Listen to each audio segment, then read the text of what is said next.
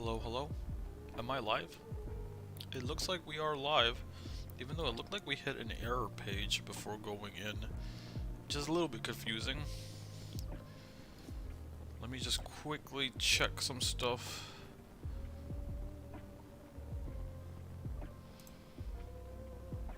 It seems like audio's coming through. It seems like it's getting pushed. Let me just check the account real quick.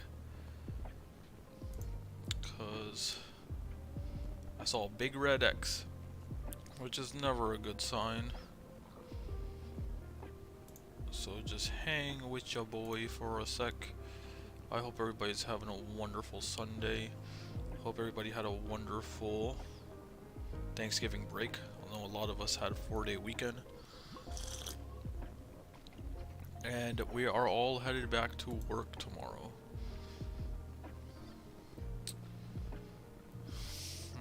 Usually, wouldn't it show that I'm live? Okay. It does. It does on my does it? Yeah, it shows it on my channel. But it's not showing up on the home screen. But let me actually click on it to see if it's working. Obviously it's going to be trippy because there'll be a delay here. Does it? Yeah, it shows it on my channel. But it's not showing up on the home screen. Alright, that's trippy. Let's close that out. You guys probably heard me twice, or you heard me in the background. But it looks like it's coming through fine, which is good. But yeah, today is part 13, I believe. That's what I put down. 13. Unlucky number 13. But maybe we need some unluckiness to get through this finale. It'd be nice to end it on number 13. And we got quite a bit of time to stream today.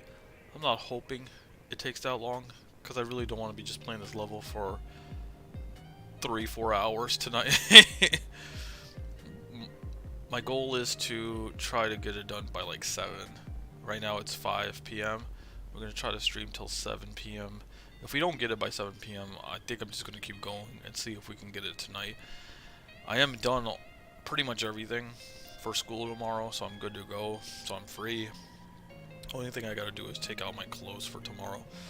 But other than that, lesson plans and all that other stuff, work-related stuff, has been done. That's what I was doing for most of today, up until this point.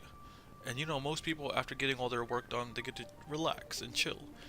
Not me, because I have to now stress for 2 hours trying to figure out how to do that invisibility level that I cannot get a grasp on. But I'm hoping, trial and error, we just get better and better at it, and we get it. Hello, what is up, unknown? Welcome to the stream. We are actually just about to get started with Super Mario Bros. Wonder.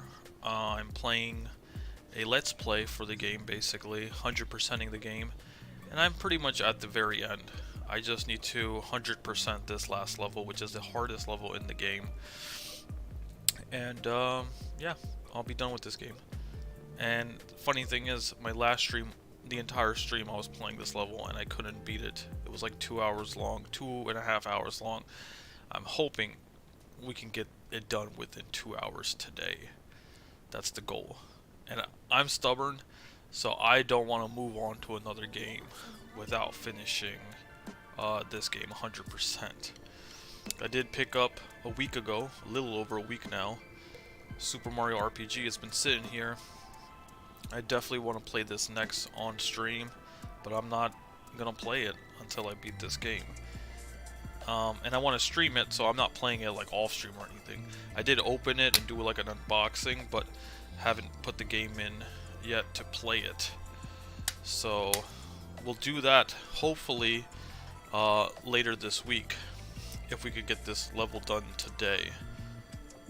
Actually, yeah, it will still be later this week. We are also going to try to finish this. I mentioned this a couple times too. We've been playing through the story mode of Super Mario Maker 2. We're almost done. I was playing this before Super Mario Bros. Wonder came out, and then I stopped because I wanted to play Wonder, and we have to finish what's left of the story mode in this game on stream as well. So I think that'll be next, and then we'll go into Super Mario RPG. And I'm not sure how long Super Mario RPG is going to take me, but it may take me up until the end of the year. So this might be what we're looking for, looking towards during the month of December, maybe the beginning of December, maybe first 2-3 weeks of December. We'll be doing Super Mario RPG, and then I do want to play Paper Mario on the N64 in the last week of December, which would be my winter break. So I'll be off for a whole week, and I'll be able to play through Paper Mario. So a lot of Mario RPG for December. That's going to be the vibe for December. It will be Mario RPGs. You said ALR, ALR, ALR. Air? I don't know what that means. Maybe I'm too old to understand modern internet slang. I feel like I'm starting to get old though, because the newer generations are starting to come out with terminology that I just don't understand anymore. And I used to be part of that. Oh, it means all right. I got it. Thank you for clearing that up. If you want, I could help you with Super Mario Wonder. I'm good. I've had other people come in here trying to help me. I want to do it by myself. It's basically a pride thing, bragging rights. You don't really get that feeling when someone helps you through the level. So I appreciate you trying to help, but I want to do it by myself. I remember last two streams, I had a dude, Red Volvo, I think his name was. He was in here trying to help me out. I do appreciate the help, but I want to be able to like go up to people and be like, hey, I 100% is Super Mario Bros. Wonder by myself. You know, there's pride to that. There's bragging rights, like I said. Not that anybody really probably cares, but to me it's important. So I want to do it that way. And that's the easy way out, where you just have somebody help you get through it. I mean, if you want to give me tips, if you want to hang out and just give me tips on what I should be doing, I don't really count that as cheating. But if you're going to hop in an online session with me and play through the game and beat the level for me, that's not really me doing it, that's you doing it. But if you want to drop tips and stuff in the chat, I'm open to that. Like that type of help. Alright, we are already almost 10 minutes into the stream. We're going to get started. I don't want to waste too much time. So, and the funny thing is, I did leave my game on from before, so we didn't have to redo the beginning of the level. So we're going to hop into our console capture.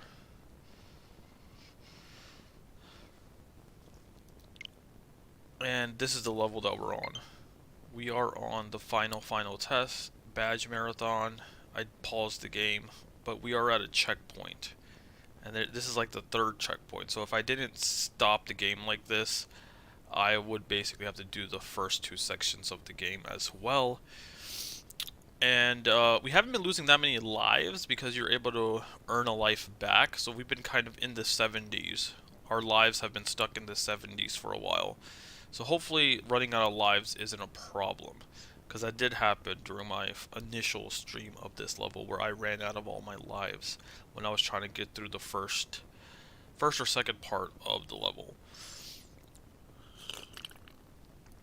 Alright, I'm going to start off. I'm going to be rusty at first, but as the muscle memory kicks in, hopefully we start doing better.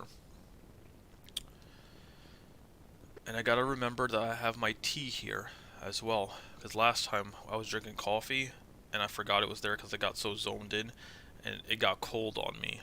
So I gotta make sure I sip this. Alrighty. we're gonna continue. Alrighty. That's a jump. Jump. No. I do have to think a little bit. Because I haven't done this in a while, but when I was doing this initially, I could just do this part without thinking. It became so automatic, and I think it is kind of. Yeah, there we go. That was good. You said all right, unknown. Thank you for understanding. I appreciate it.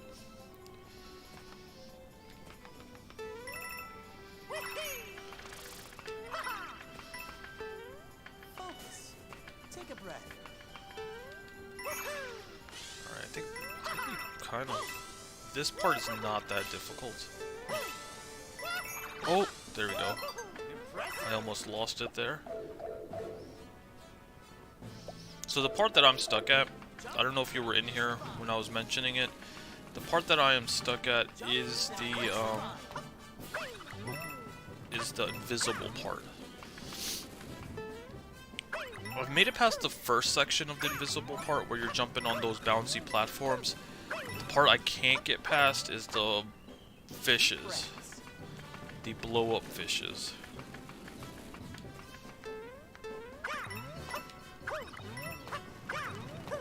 It's just so hard to keep track of where Mario is in that invisible area. Oh, let's go. This might not. Actually, we got it, baby. There we go. Alright, that's good. First try, we made it all the way to where we were supposed to be. You said, so that's like where you use all the badges? Yeah. Yeah, so this is where I am getting stuck. Oh. No, I need a spin. No, something we picked up on is that if you spin in the air, you can see the little white spin circle or lines.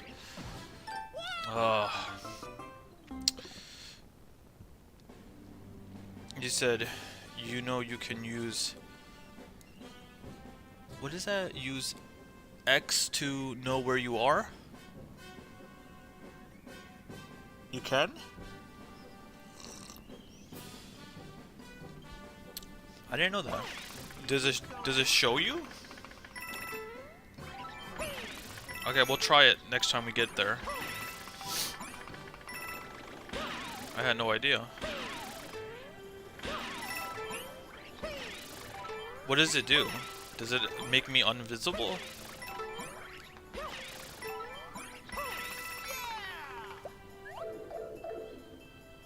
You said yeah? Oh, wow. I had no idea that was a thing.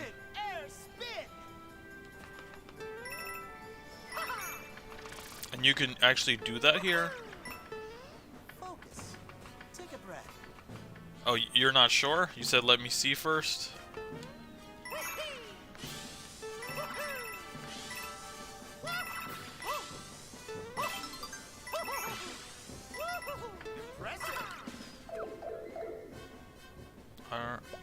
It's like an oh, the emote of this right here. Oh, yeah, I guess you're right. Yeah, so it won't make yourself visible, but you can indicate where you... Can you do that? But you can't do it while you're jumping. Maybe you can. Hold on. Oh, yeah, I guess you can.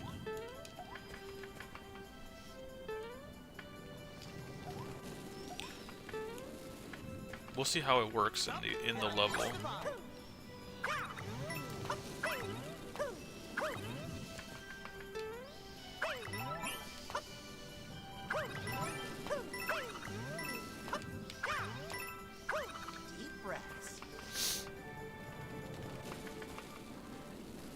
Yeah. It says it doesn't show you, it just shows the emoji. Which that could help us a lot, actually. But the fact that, the only thing is that we're gonna be moving. And the thing is, I'm gonna have to take my finger off the jump and run button. Because typically, I'm holding down the run button constantly, and then you push the jump button as you need it. So my hands might feel weird trying to do it. See ya. That's the only issue. But oh yeah, you're right. So but let's test something out. Let's do this. Okay. Yeah. So I could kind of push it and kind of get where I'm at for a while. Oh wait, now it's not showing up. There it is. Oh, but it doesn't last that long. I don't know if...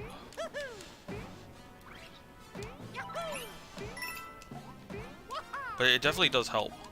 Like if you lose track, it can kind of help you reorientate.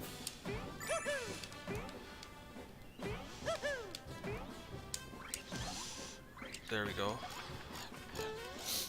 Alright.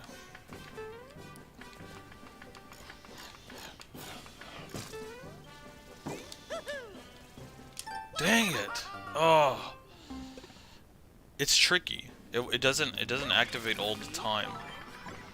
It works to a certain degree, but it's inconsistent. But it is a good tip to use if you do ever lose track of where your character is.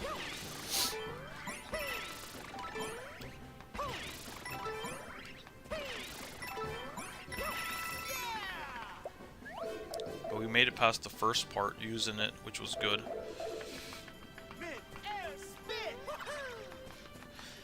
I just gotta get used to getting past that first part of the invisibility area consistently, which I am not doing right now. Focus. Take a breath. Because I think I kind of die a lot in the first area of the invisible area. But these 3 areas before it, I've done it so many times that they're not even that challenging anymore.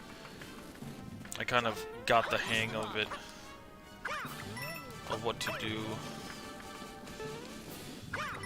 But the invisible one, it's just, Oh no! and as I said that, this the one kills me.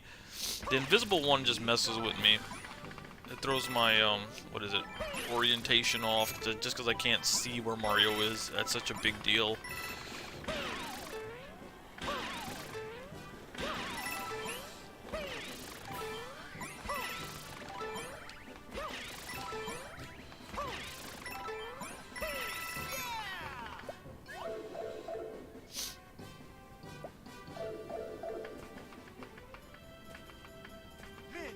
You said, I'ma do the way of the Goomba.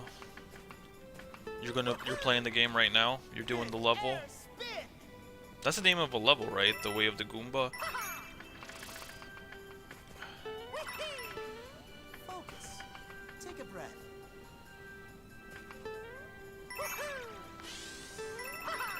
I hope there isn't a Goomba level in this. That'd be really annoying, but that isn't a badge. That's a wonder ability. You said, yeah, that's a level.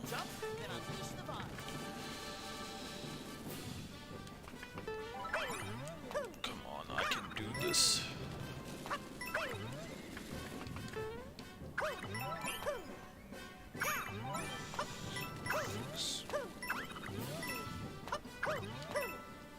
Deep breaths. No. Alright, go.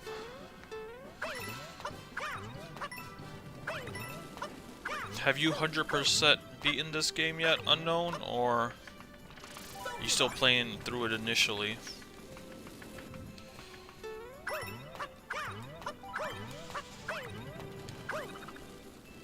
I don't know if you've done this yet or not. Oh, dude. My timing is so bad right now. Oh, and there we go. See ya. You said no, you haven't. Nah. I am getting phone call, but I don't recognize the number.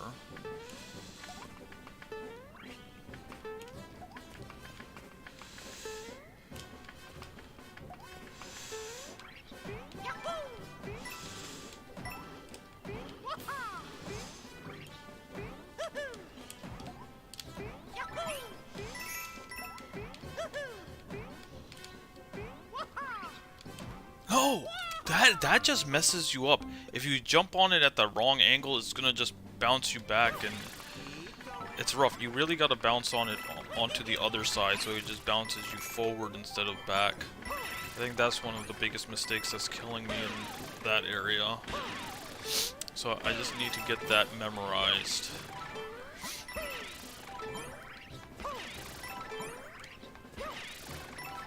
Oh.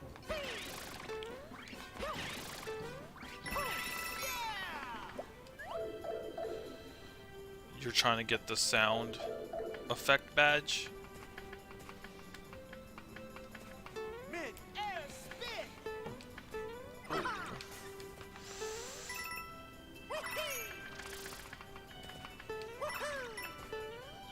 Focus. Take a breath.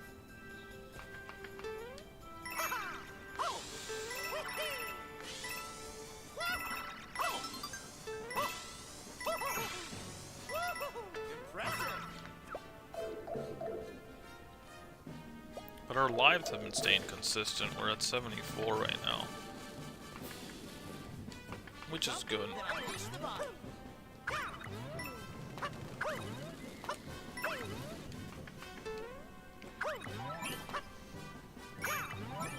Oh my god, that almost got me. Deep breaths.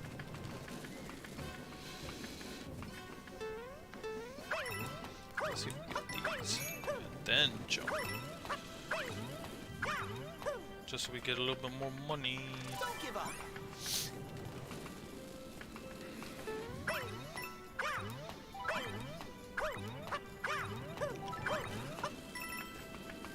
See ya.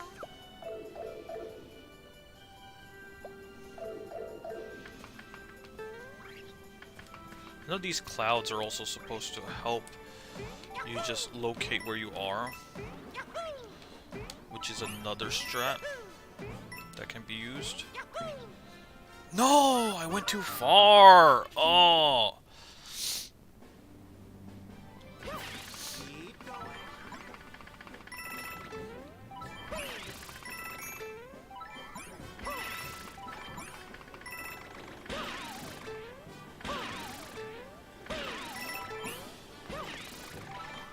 Oh no.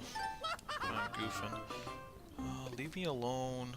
Don't know who's calling me. It's going to voicemail. Yeah, just leave me a voicemail.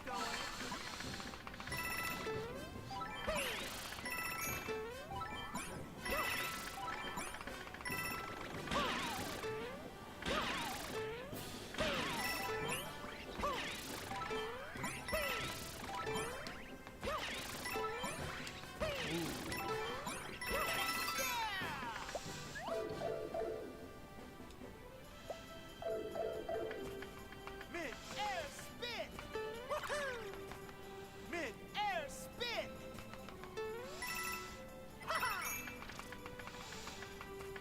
Woohoo! Focus. Take a breath.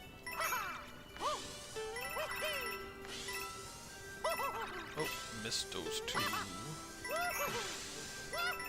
Wing. Impressive.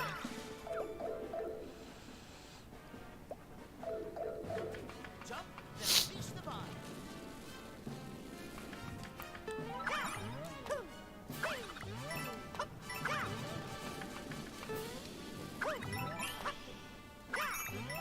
Oh no, come on, man. I am making dumb mistakes right now that I should not be making. Come on, get my head in the game, boy. I can do this.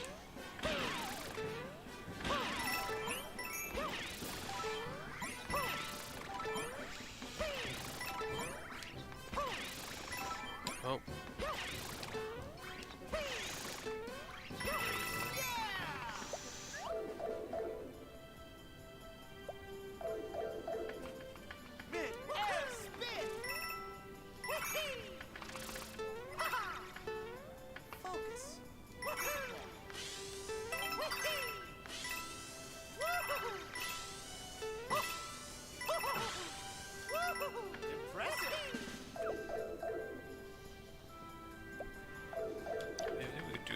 fast like this.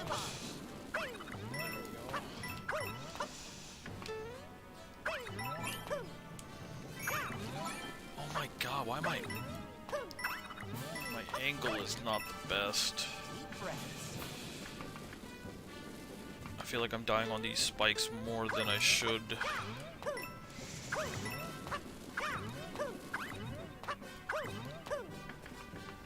Don't give up.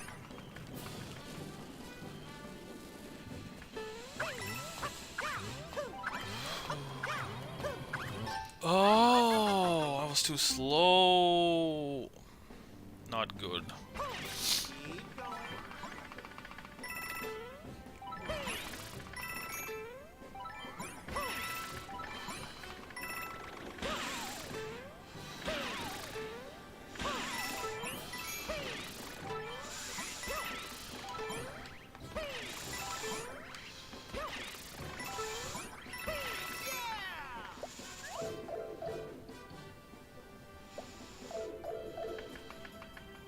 Mid-air spin.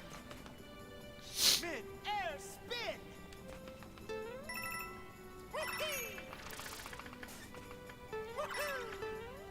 Focus. Take a breath.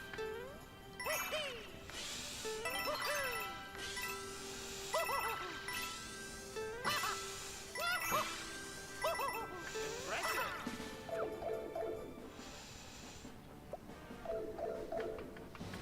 Jump, then unleash the vine. Jump, then unleash the vine. Jump. Jump. Leash the vine. Go, go, go. That was Deep close. breaths.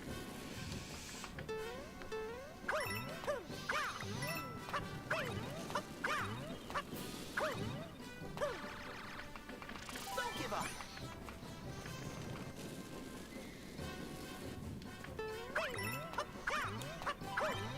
Come on. No. We can do this. There we go, baby. I'ma do the way of the Goomba later. I'm trying to get the sound. Okay. Okay. See ya. Is that a level you haven't completed yet? The way of the Goomba?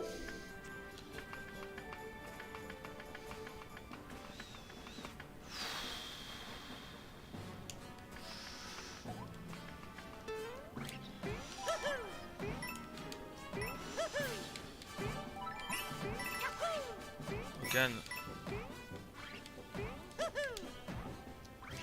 No! Oh my god, you gotta really get to the edge there and really jump over to the other side. This is tough.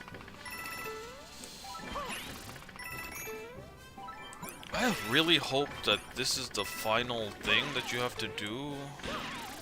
Or if there's at least a checkpoint after the invisible one. There should be. I'm surprised they just don't give you a checkpoint after the 3 that you have to do before that. Because the beginning of this level is do 3, get a checkpoint, do 3, get a checkpoint, and then it's do Mid-air spin. 4, and then it's do 3 and don't get a checkpoint. I don't know. Focus. Take a breath.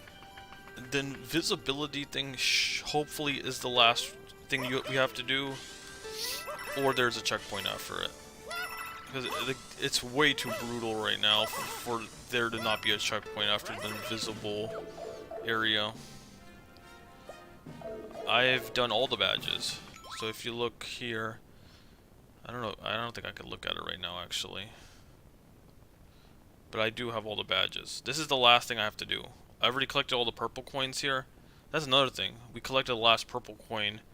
I believe it was in the invisible area. So we should be pretty much close to the end of this level. The only thing left for me to 100% the game is get to the top of the flagpole here and get that Wonder Seed, which you will get by completing the level.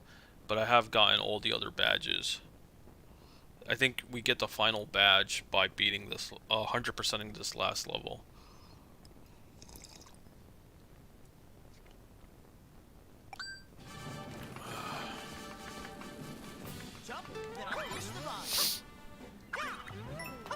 Oh! That almost got me. I am messing up a lot here. Do this fast. There we go.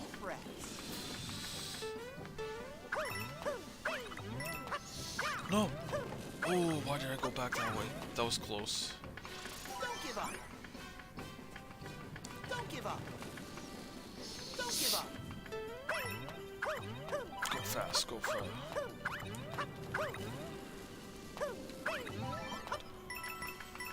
See ya.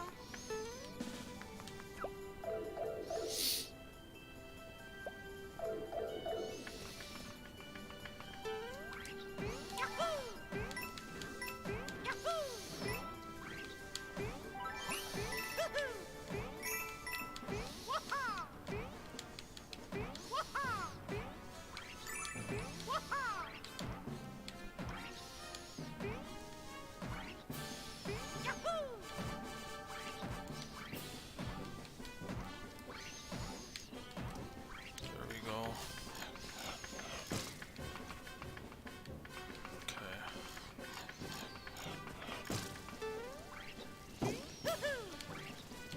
No, this is so difficult. Oh my god. Keep going.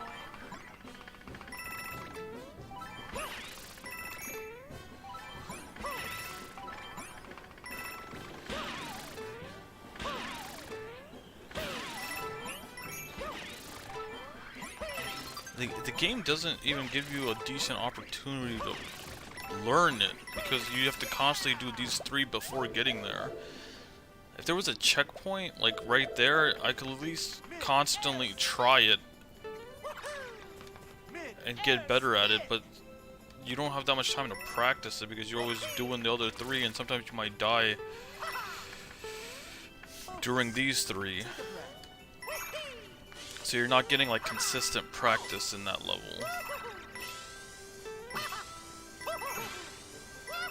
Impressive.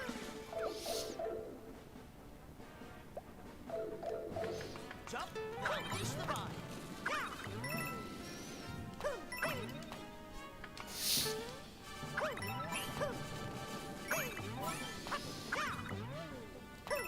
Come on.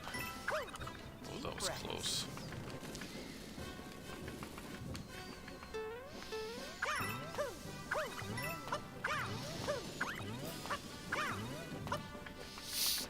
Don't give up. Don't give up.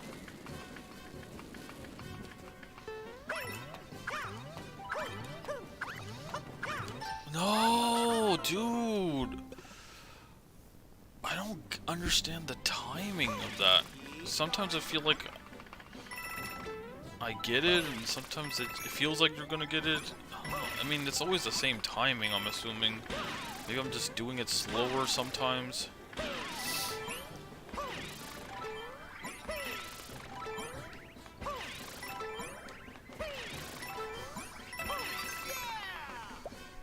These first 2 are a breeze. I think I'm a go. Alright, thank you for stopping by, Unknown. I appreciate it. Hope you have a wonderful evening. Focus. Oh man, there we go. We're messing up again. Keep going.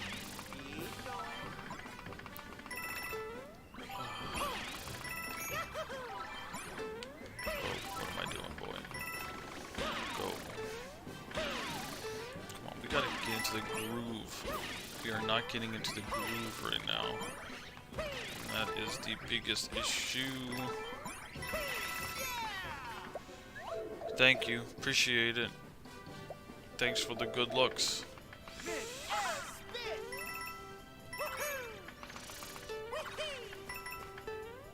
Focus. Take a breath.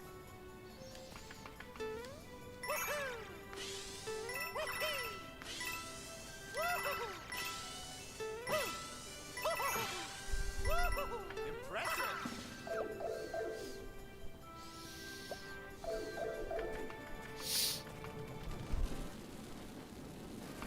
Jump, then unleash the vine.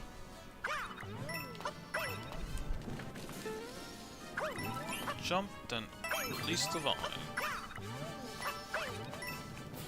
Deep breath.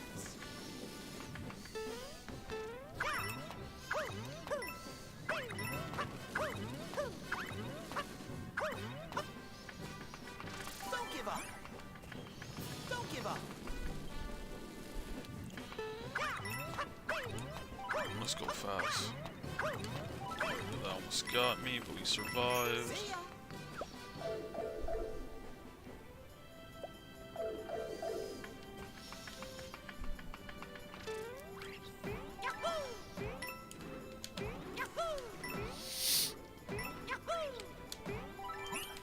Come on, baby. I have to keep doing this thing.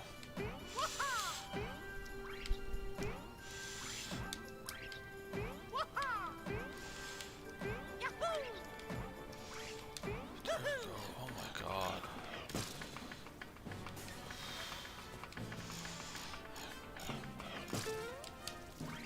Oh! Oh my goodness. Okay, so you could spin multiple times to kind of keep yourself in the air. Because I wasn't falling down as fast. I was able to do like 2 or 3 spin jumps there. I don't know what this phone call was. They left a voice message or no? They called twice.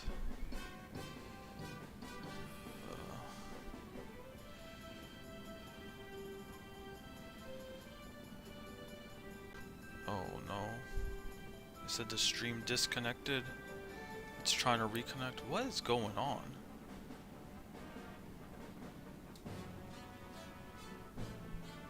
Hold on.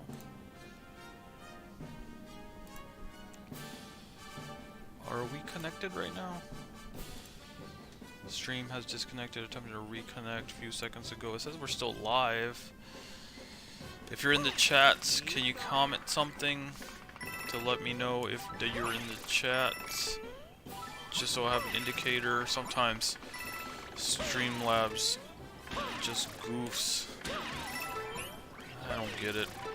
I think it's just part of streaming. You're gonna have streams that just crash.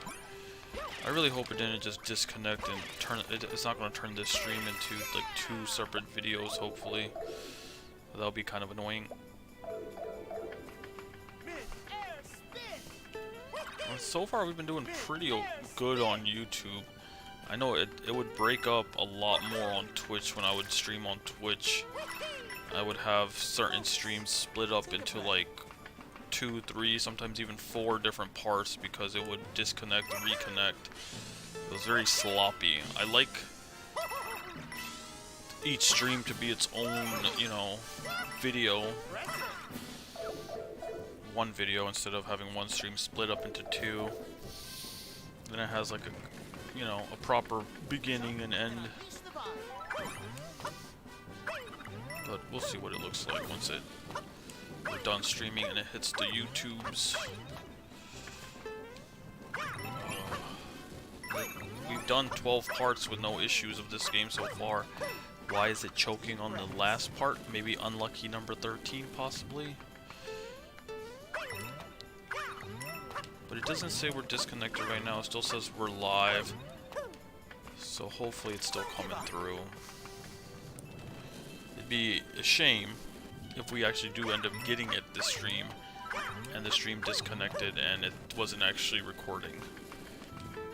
That would be the worst. Go. Alright. Let's do this.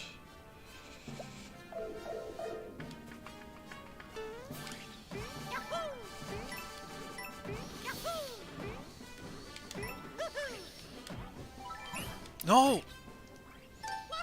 Oh my god, how did I bounce back?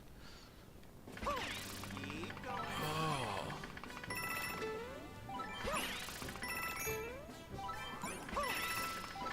I don't know, am I the only one that's like really struggling with this? Have other people gotten it like super easily? I don't know. That's another question.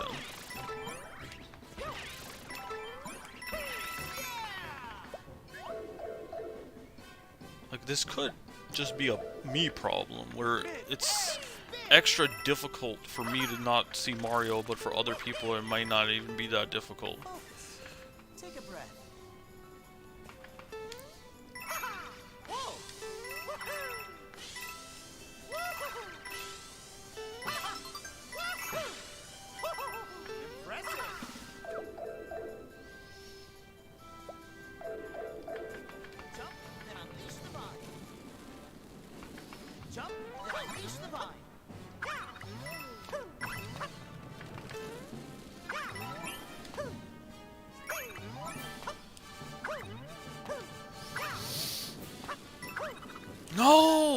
the heck are you doing? What are you doing, dude? Just play it like you normally play it. Why am I doing all this extra stuff?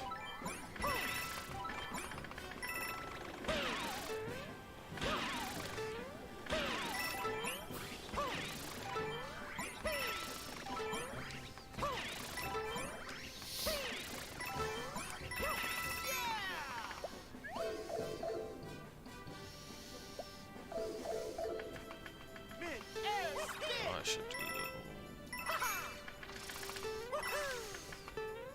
Focus. Take a breath.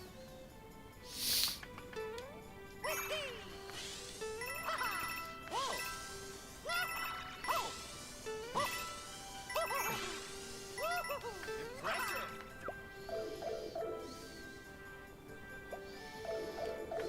Jump and unleash the vine.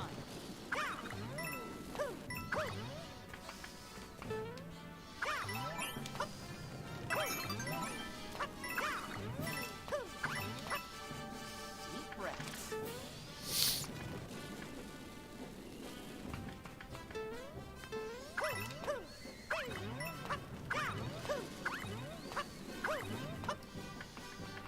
Don't give up. Don't give up.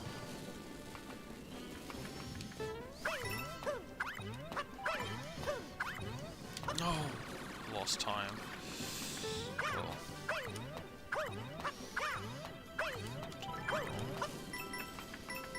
See ya.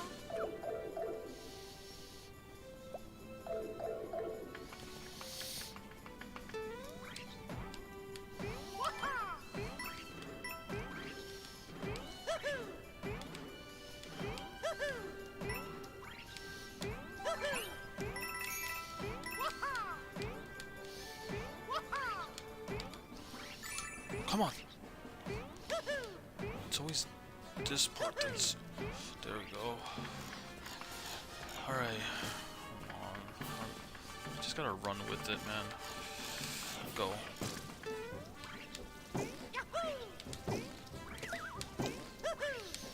No! Come on! Oh. I am getting the gist of it. I'm kind of getting a feel for where Mario is, but using the spin is also helping because I get to see. But I need to do it consistently.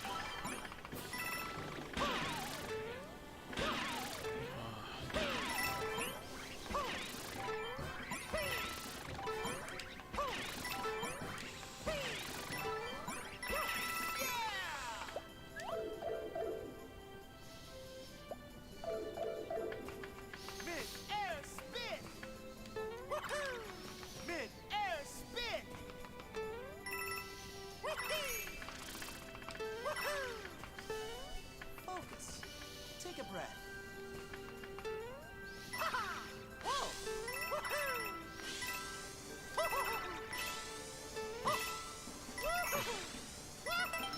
Impressive!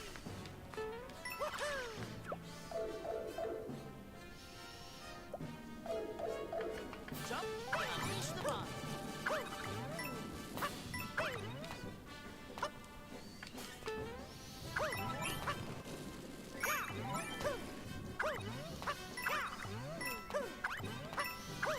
Deep breaths.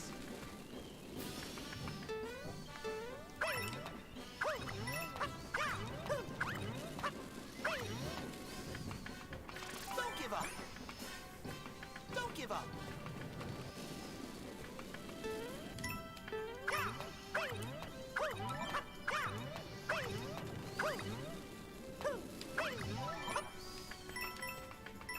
See ya.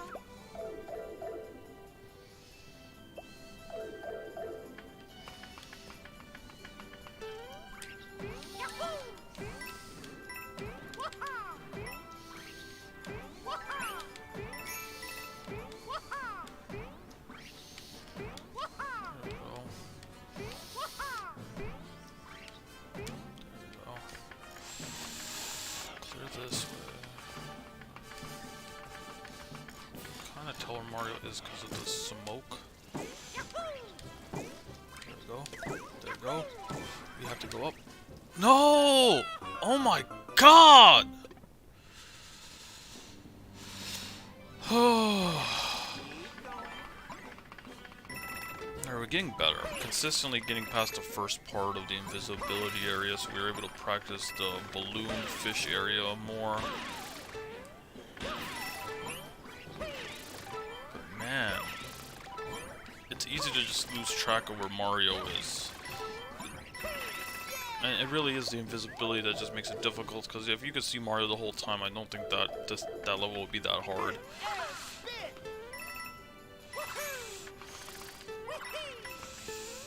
Focus. Take a breath. Taking a breath, I'm focusing. I'm doing everything you're telling me to do, sir. Impressive. And honestly, these flowers, they do motivate you, but they're starting to get annoying. And I get to see why some people have turned the flowers off. Jump, then unleash the bomb. Especially when you have to constantly hear the same dialogue over and over again because you're losing. It's just a reminder. You're stuck in a time loop. Oh, the spike. Almost got me. Deep breaths. It was centimeters away. Boing, boing, boing. Don't give up.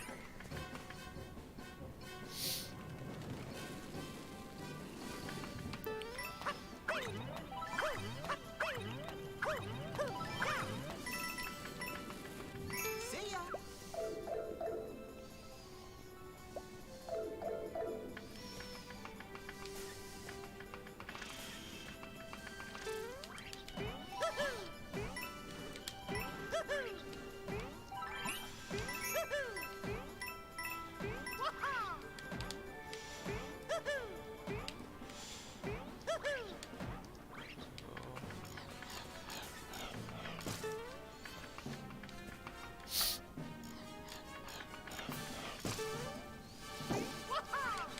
Come on. No, I went the wrong way. Oh my goodness. You gotta really hit the fish from the top. If you hit it from the front, you're just gonna go bouncing backwards. And you really gotta be like tapping the A when landing on him to get that super jump. I think as well. 'Cause if you don't jump high enough, you're not gonna get it.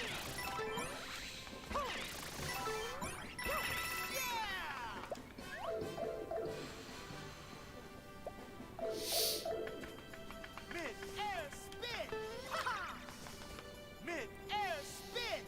Dude, stop saying what I need to do. I know what I need to do. Focus. Take a breath.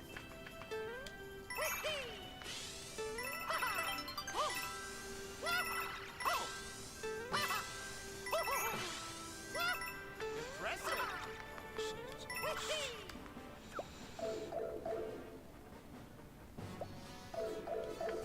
Jump, then unleash the vine.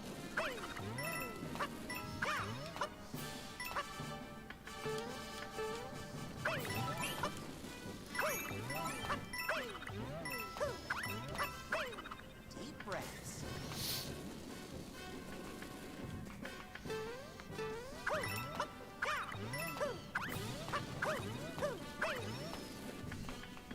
Don't give up.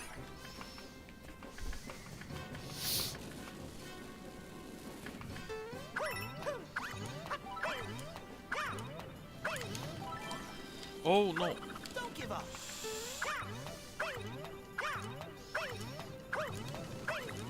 Oh, those coins disappeared. That sucks.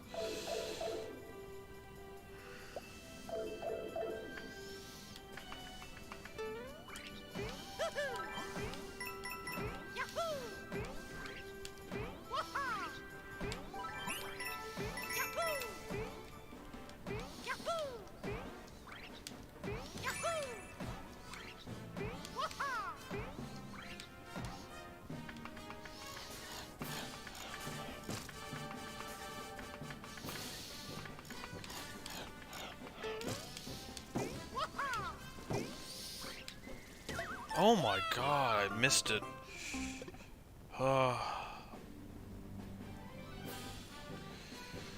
Whew. Yeah, if we were spawning and up front of that invisible level consistently, I think we'd be okay.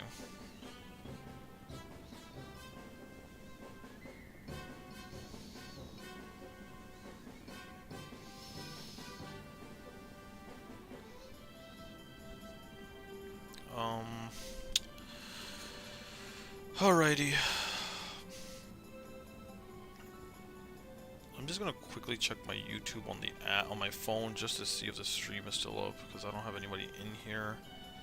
It looks like we are still live. Hopefully it's still one video and it didn't get split into two.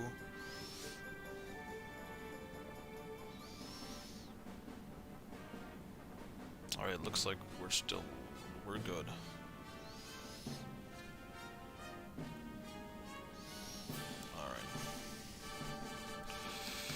Sorry for the brief intermission. Oh yeah, gotta drink my tea as well, like I said earlier.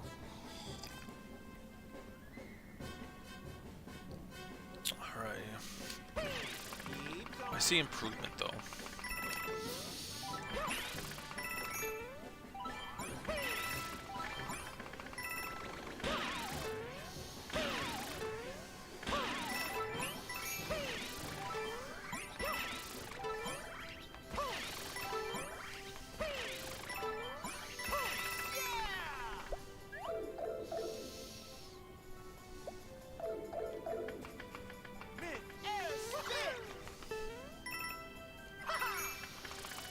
What is up, Alex? Welcome to the stream. Take a breath. Your boy is struggling through the final level of Super Mario Bros. Wonder. As you can see, your boy is dying consistently. I'm doing good. Had a good Thanksgiving break, but we are back in action. Looney Tunes back in action. Now we got 4 weeks till winter break. And it's 4 full weeks too, which is a little bit annoying. Which means we got 20 school days, 5 days a week to get through before we are off for another week. But I do want to finish this game. I feel like I've been playing this game for a very long time now. It's been over a month. The game came out October 20th. And I refuse to move on to another game until I 100% this game. And I'm very close.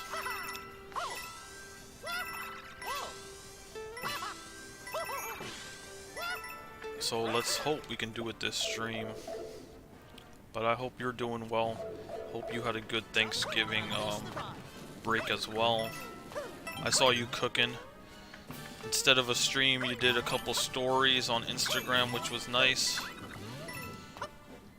You were baking and cooking. Deep breaths. And the food looked great, by the way. The end product. Don't give up. I hope you had a good time with your family. Don't give up. And I hope you weren't the only one cooking. Hopefully somebody helped you. Or was it all you? Oh. See ya. I don't know if you were in here during the last stream, but I was basically stuck here. I don't remember. It was honestly 4 days ago, and I feel like it just feels like that was too long ago to remember. But I've been trying to stream like 2 to 3 times a week, and I'm trying to keep it so there's like 2 or 3 days between each stream. But basically we're invisible here. The biggest challenge here is trying to figure out where Mario is. I've been using this spin tactic to try to see you see that spinning line? Been using that to try to figure out where he is. There's also this tactic where you use the emoji button, but you have to push the X button, and that takes my fingers away from the other buttons, which makes it hard to use that consistently. And it doesn't last that long either. So, but this is the part that's brutal. You have to basically, while invisible, jump on these fishes Oh. Come on. No! Oh my god, the end is right there! Oh, just 2 more fishes I had to jump off of. But I can't get past that fish part. I keep dying. Because you have to just make sure you're lining up your jumps correctly so you can land on the fish. But I think you also have to push the jump button as soon as you land to get a super jump, which is really hard to do because you can't see yourself, so I don't know when I'm going to hit the fish. You almost kind of have to just imagine Mario like in the middle of the screen or wherever and just kind of use your gut to figure out like when to push the jump button. But it is tough. I'm getting better at it though. I'm making progress. I'm constantly getting to that fish area, which is good.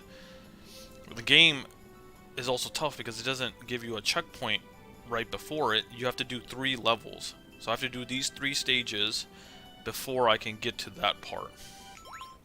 But let's see what you're saying. Still eating leftovers. Wow.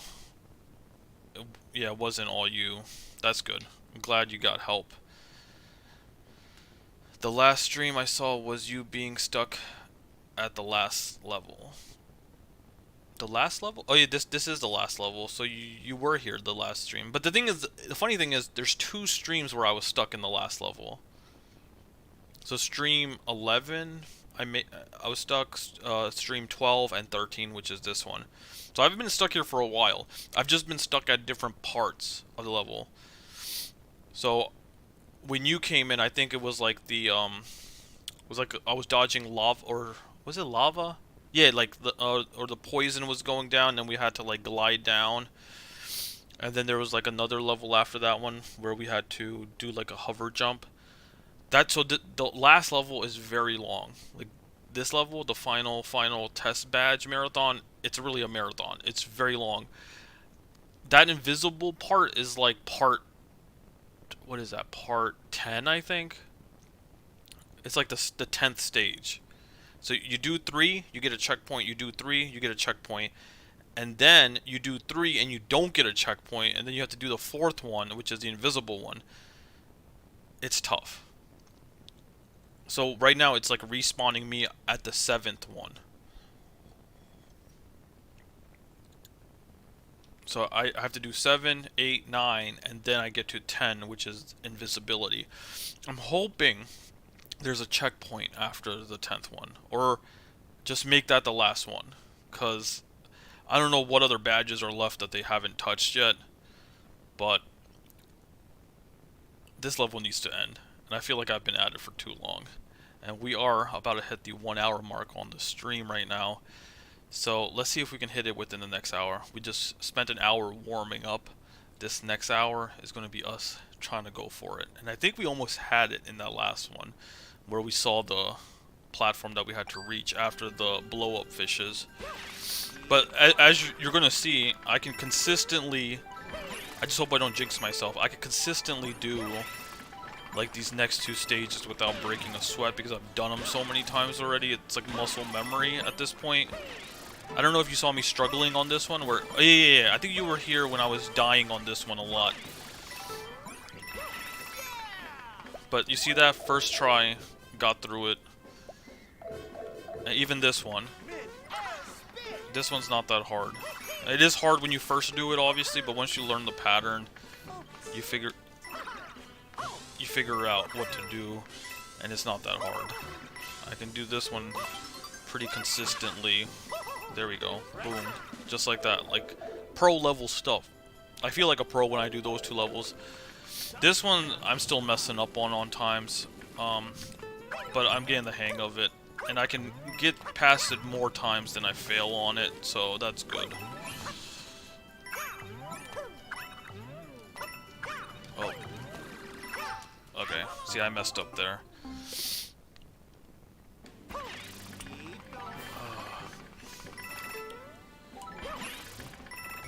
But, I was going to ask you, I know you were asking about Black Friday deals.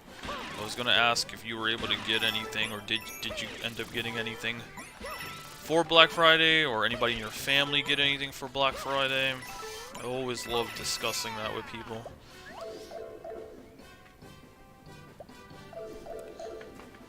Me and D-Jack ended up going to the Navy outlet in Long Island.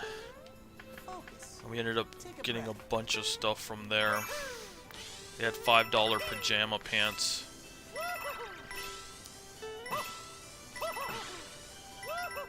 Impressive. And then she also went to Kate Spade, which is the purse store, and ended up getting kind of like this small purse from there.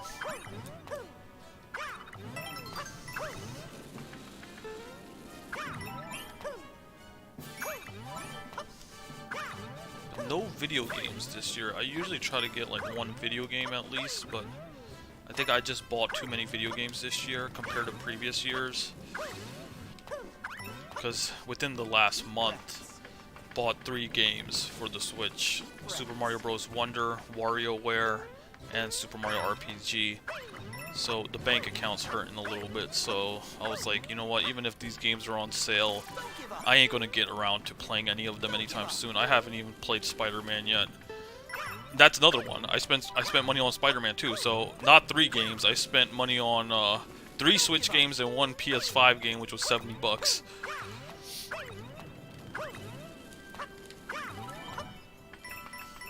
See ya. But I don't want to buy a game when I know it's probably just gonna sit on the shelf for a while. And the thing is, like, I still don't know when I'm gonna play Spider-Man 2 because the next game I'm gonna be streaming is Super Mario RPG, and then for winter break I'm planning on doing Paper Mario on the N64 to get ready for Thousand Year Door next year, the remake that's dropping for the Switch. So I gotta make time for Spider-Man. I have to. I just need to get around to it. I feel like I've just been putting it off. Instead of watching YouTube videos at night or, you know, just because I do watch a lot of YouTube content, a lot of creators on YouTube, I could just spend that time playing Spider-Man instead. Alright, come on, let's do this, baby. Oh, no, I gotta... Alright, let's focus up. Run. No, I gotta line this up right. Alright, now go, go, go. Oh, oh, come on. Come on, baby. No! Oh my god, I hit the front of the fish. I gotta hit the top.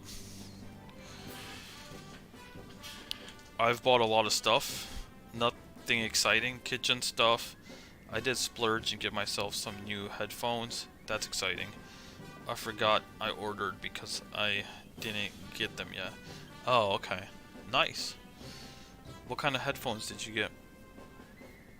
We'll probably see them on stream, right?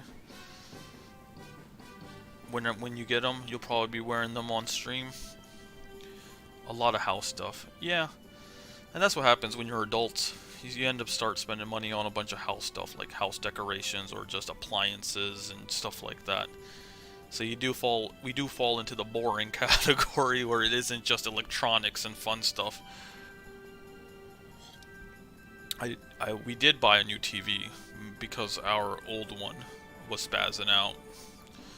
So that was something exciting we did pick up other than, you know, clothes from Old Navy. You're excited for your French press? I've been wanting one. What is that? Is that like something you use to make waffles or like pancakes? Or French toast? Because it's called French press. But that's what it is, right? To make French toast? I have no idea. You and me both need to make time for Spider-Man. Yeah, for sure. I'm surprised I still have not seen anything or been spoiled.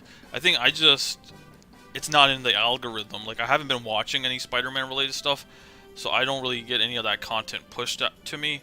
I get a lot of Nintendo stuff pushed to me, like on my Instagram and TikTok. But I have not seen really anything of Spider-Man, so I'm glad, and I'll keep it that way. That way I won't get spoiled. You said my uncle bought the Portal. Nice. Yeah, your uncle's always... I feel like your uncle's on top of it. Doesn't he always get like the latest video game systems or accessories? And that's cool because you can always go test it out at his place, or if he comes over, you can kind of test it out before you make a decision on if you want to buy it or not. Bought the AirPod Pros. They are for the gym. Those aren't the 500 ones, right? No, AirPod Pro. Wait, are those the 500 ones? Since my old headphones for the gym can't hold a charge or keep disconnecting constantly, they are like 10 years old though. Wow. Yeah, we got a 55-inch TV from Best Buy, like a TLC TV. It's a Google TV, and our previous Google TV died on us within the last week. It was glitching. It just wasn't working anymore. It kept pushing us back out of the apps into the home screen, and then it would turn off by itself. I couldn't even like log out of the stuff like my YouTube and Netflix and Disney Plus because it wouldn't let me, because it would back out or turn off before I could even get into the settings. Very inconsistent. And I tried Googling the problem, tried figuring out. It just seemed like there was some internal issue that you couldn't fix, and I wasn't able to reset the TV or anything either. You said a French press is used to make coffee. You put the grounds in it and water and let it sit, then you push the top and it strains all the grounds from the coffee. Okay. Fancy. That sounds very fancy. I've probably seen it before, I just probably never knew what the name of it was. It's great to have a couple cups of coffee with friends. Cool. Yeah, he loves the latest gaming stuff. AirPod Pros are the tiny ones in the ear. Oh, okay, good. Okay, because I was like, dude, they had a sale. I was like, first of all, Apple had a sale for Black Friday on AirPod. What were they called? Those aren't AirPods. Those are like just the $500 phones that they have. I forget what they're called. D-Jack would know. I thought you got those, dude. But AirPod Pros, they're just like the ones that go into your ear. You said awesome. I love new TVs. Yeah, we're loving it so far. We've had it. We said it came yesterday. Actually, it was delivered yesterday, and we set it up yesterday. So we had it for like half the day yesterday and all of today, and it's pretty good. It doesn't have as much glare as the previous TV, which is nice. We've noticed before we had to, like, when we were watching the TV during the day, the way our like living room is set up, the TV is actually pointing towards the our balcony and like the sliding doors in our living room. So we would usually, like when we were watching TV in the afternoon, we would usually have to close the blinds so there wouldn't be a glare on the TV. But today, I don't know if it might have just been because it was rainy, maybe, actually. But there wasn't really a glare on the TV. But even yesterday, after we hooked it up and it was sunny yesterday, we weren't really noticing that much of a glare, which is good. I don't know an easy way to just fix that problem is just to rearrange the living room. So your TV isn't facing the, so our TV is, oh my god, how did I survive that? Oh, but now I'm dead, because there's no way out of this. Yeah.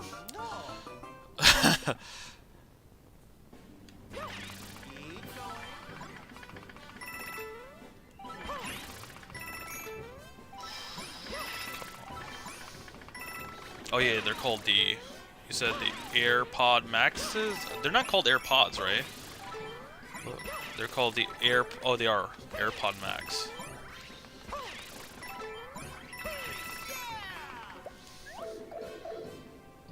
Unfortunately, I don't have much of a choice other than to close the curtains. Yeah. But I think with this one, it's much better. Well, I'll test it out throughout the week, see what it looks like. But also, it's not that much of an issue, honestly, with the sun setting so early nowadays. It's not even a problem. Like, by the time me and D-Jack come back from work, like, the sun's already, like, coming down. So, it's not that big of a problem. It will probably, if there is glare issues, we'll probably deal with it more, like, when spring arrives.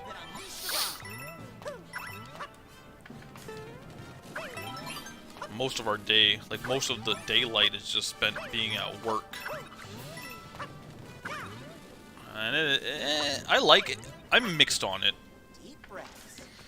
Part of me likes it because it just reminds me of like cozy days and just having an excuse to stay inside and not go out and just play video games all day, so I like it because of that. But then I also don't like it because it just feels like all the daylight is spent at work. Like you go to work when the sun is rising, and then when you're leaving work the sun is setting. Which is a little depressing. See ya. I don't think the layout leaves much space to put the TV anywhere else, does it? Oh, we technically could. We could prop it up against the wall on the side of the living room and then move the couch. You definitely could rearrange the room maybe like one other way. But the way it's hooked up right now, it's just ideal. It leaves open space in the middle that you could use to walk. I feel like if we move the couch to the side, it's hard to describe it, but if we move the couch to the side, move the TV against the wall, there, I mean, I don't know, it won't feel as open. It's weird. It's weird how the placement of, like, your furniture, even though it's the same amount of furniture, just the way you arrange it can change the feeling of a room. The way you arrange your furniture can make the room feel open, or it can make it feel crowded. Oh my god, why am I timing so off? Come on, dude. Go, go. Come on. Get it? No, dude, I am so bad. I am so bad at this. I gotta focus. I gotta zone in.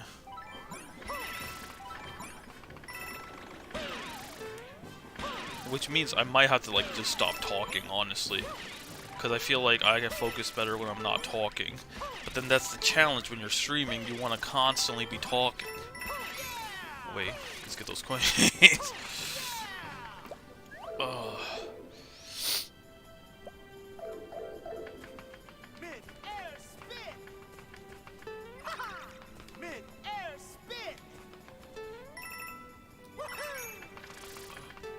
Also, I believe the Game Awards are this week, right? Take a breath. Or no, this week, next week. Maybe next week. Oh, I forget, actually. I know it's the first week of December, right? So I was wondering, are you still doing your... You still have plans to do the discussion for Game of the Year? But you said you're okay with doing it after they announce Game of the Year, right? Because it'll be our own personal list of what we think should be Game of the Year. Because I wouldn't mind participating in that conversation. You can have me on. I would love to join and talk about the few games I've played this year. It would mainly be Mario Wonder and Tears of the Kingdom. Don't give up. I probably wouldn't even say this game. I don't think this game is worthy of Game of the Year, but Tears of the Kingdom definitely is up there. See ya. But then again, like, I haven't played Spider-Man 2, haven't played Resident Evil 4, haven't played Hogwarts Legacy. I've played Metroid, so I could talk about that, but I don't think that's Game of the Year contender either. And then Pikmin 4, WarioWare, I've played those, but I don't think they're Game of the Year contender. So I think the only thing I could really speak on is maybe talk about Wonder, but then also talk about Tears of the Kingdom a bit.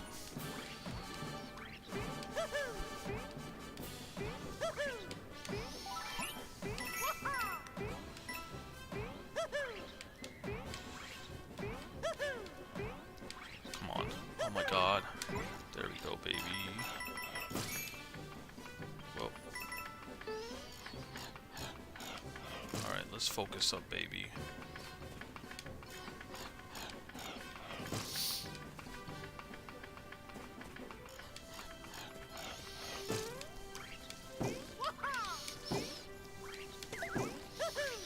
Come on. Oh my god, that is so difficult. It is so difficult. Oh.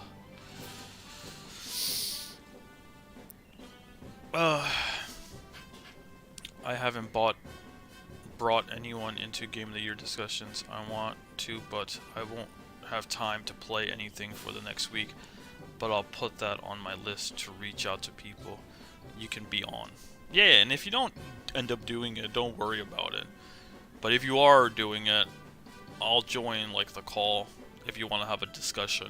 Like I know you were mentioning you wanted everybody to kind of make a list of 3 games. I would say 3 is ideal. 5 would just be too much, I think, and overkill. Especially if everybody takes turns talking about 5 games. It might take too long. But I feel like if we talk about our top 3 games, because again, I can't even list 5 games, so I could barely list 3. Like if I was to list 3 games, it'd probably be Tears of the Kingdom, Super Mario Bros. Wonder, and like Mario RPG. I haven't even played. I would play Metroid Prime. That's because that's another game I played this year that came out this year. I don't think there's anything else that I've actually. I mean, Pikmin 4 is one, but I don't feel like Pikmin 4 is worthy of being Game of the Year. So I'd really just talk about Tears of the Kingdom and Super Mario Bros. Wonder, and then maybe talk about Metroid. Even though I don't think Metroid deserves Game of the Year. Would you be willing to play a little of some other games before the discussion? Like of what games? Like of some games that came out this year? Even if it was for a few hours? I want to try and play a little bit of everyone's faves to have some idea of input at least. Oh, okay. I see. So I didn't tell anyone yet, but I'm moving. Oh! Oh, dude, congratulations. That's big. Breaking news, everybody. He broke it here on Super Bros. His YouTube channel. Nobody else is here, so it's a secret. And I don't think anybody is going to watch an hour, 18 minutes to get up to this point of me dying constantly. But that is awesome, dude. You're moving. Are you still in the area? Or are you going far? But you're going to be canceling this week's stream because you'll probably be in the process of moving. That's big moves. Literally, moves. But that is awesome. And that's awesome. That's going to give you a big like a kind of like a nice restart to the new year. You know how people always want to feel new in the new year? I think that's the perfect way to start off the new year, moving into a new place. Get a change of scenery. And it really will feel like a reset button.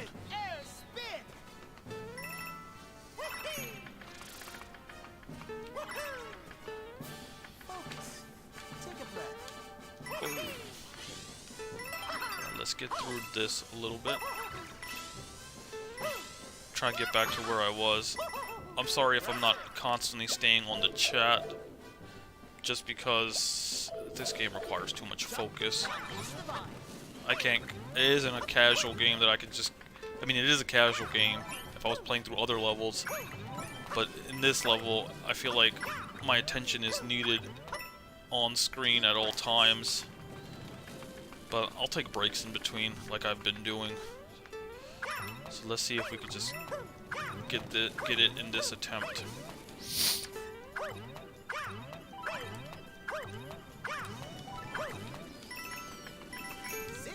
Oh. Alright, here we go.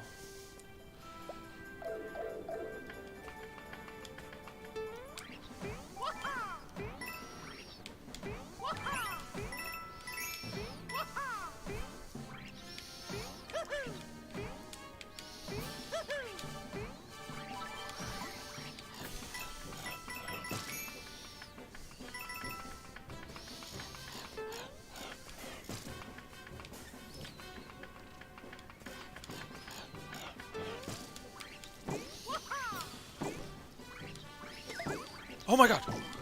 Where am I? No! Oh my god, I lost track of where I was. Dude. But I was in it. I was on. Okay, so This is the key. I have to, when I get to that invisible level, I have to stop talking and just focus in. Because I feel like if I'm talking, I'm just not focusing as much. I need to zone in when I'm on the invisible level. Alright, but we could take breaks every time we die to catch up on the chat and drink some tea before it gets cold. You said I'm gonna be about 25 minutes away. Okay. Voorhees. Okay, I think you have mentioned this before, or I feel like that seems like a familiar conversation that we had before, where we were talking about possible places for you to move, and then I think you brought up Voorhees, unless I'm thinking of something else. Okay, but Voorhees is like by Cherry Hill, right? You're going south. Hey, it's me again. It's me, Gamer Videos. Welcome to the stream. You came just in time. History might be made today because we might beat this game, 100% it, if the stars align. But yeah, moving Thursday. Okay, you're moving Thursday. So, have you started the moving process at all yet?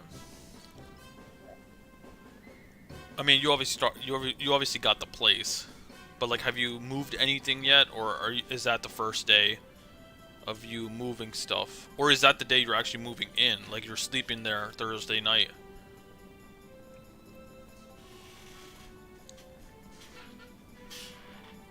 All right, let's go. But yeah, I hope you're doing well, Gamer Video.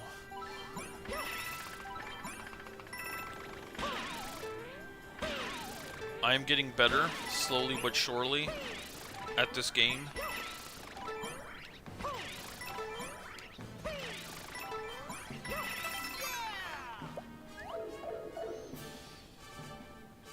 But whoever came up with this level at Nintendo is brutal. And another thing I was wondering before you guys were in the chat was, am I the only one that's struggling with this? Like, it'd be a shame if other people find that invisible level to be pretty easy, and for some reason it's just hard for me.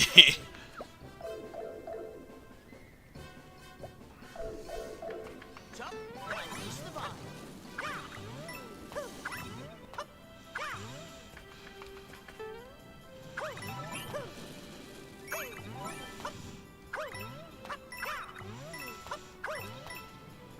Deep breaths.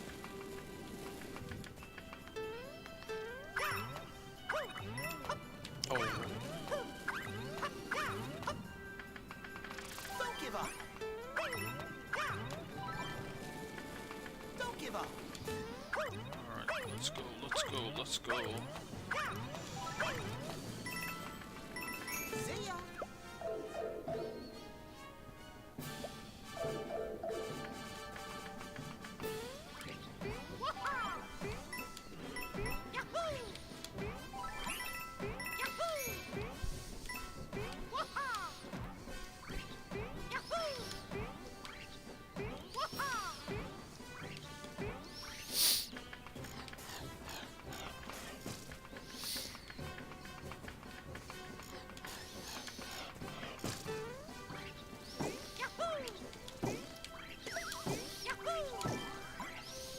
Come on! Oh my god, I felt like I was landing on that fish. Oh. Dude. I feel like I do good in the beginning. Then when I get to like that very tall fish, the one that's very high up, the green one, I just mess up right over there. Constantly. Whew. That'll be the move-in day. Okay. So I've been packing the last week and getting things ready for it. Okay, awesome. I'm happy for you, man. That's a big step in life.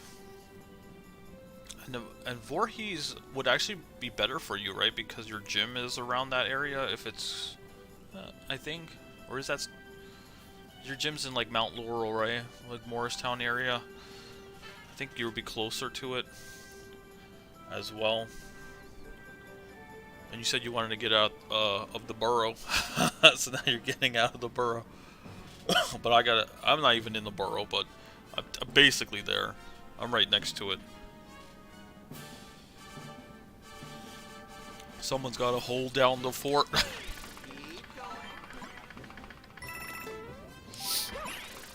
But let me know if you need any help, because I should be free this upcoming weekend, I think. I have to check my schedule, but I know like Friday evening I should be free, and even on the weekend. I don't think I have anything planned this weekend. Wait, what's this weekend? The 2nd? Oh, actually, I'm not free this Friday. What am I saying? I'm going to go watch the new Godzilla movie with Zerar and my sister and other brother and D-Jack. I totally forgot. It's not on my calendar. I should put it there. But I think I should be free the weekend though. 2nd and 3rd of December. I don't think we're doing anything. But Friday night, I'll be in New Brunswick. They're bringing the I don't know if you know, but they're bringing the new Godzilla movie, -1, Godzilla -1. It's a Japanese Godzilla movie. And I messed up. But it's actually Japanese. So there's English subtitles, and it's only coming to theaters for like a week. It's like kind of getting like that anime movie treatment where it comes to the US for just a week and then it's gone. And Zerar is a big Godzilla fan. I love Godzilla too. So, and I think this is kind of going back to Godzilla's roots, where he's looked as a terrifying monster, which is what it should be. Because I think the legendary movies, the recent Godzilla movies that we've gotten, they portray Godzilla as like a hero. So people are cheering and clapping when he's there and he's fighting the like enemies or whatever. It's kind of lame because it's like in a real life situation like that, you'd be terrified of Godzilla. Even if he was helping you out, you'd be terrified because it's a big lizard who's just walking around and can easily kill you because you're like an ant to him without him even thinking, right? So this kind of plays more on that, which I like. That even though Godzilla's there and he's like maybe fighting a threat or something, people are still going to be terrified of him because he's a monster and he can instantly kill you by just walking through your city. And I think I love that aspect that this movie is trying to go for. Rather than, oh my god, Godzilla's here, he's a superhero, he's gonna help us, you know? Because you get like, and then I think like, you had the characters, like the little kids characters and teenagers that were in that movie that were like, oh, we're gonna help Godzilla or whatever it was. It was weird. Like, Godzilla doesn't need any help.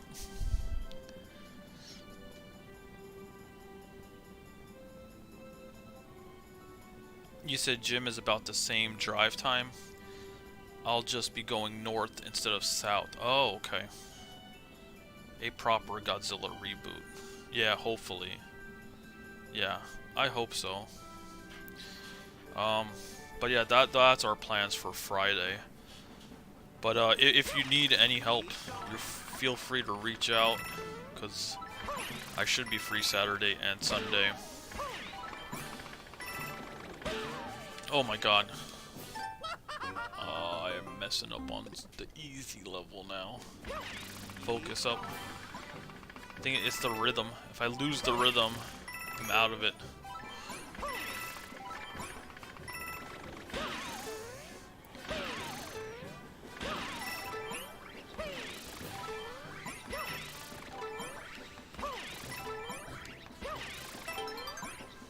Oh no.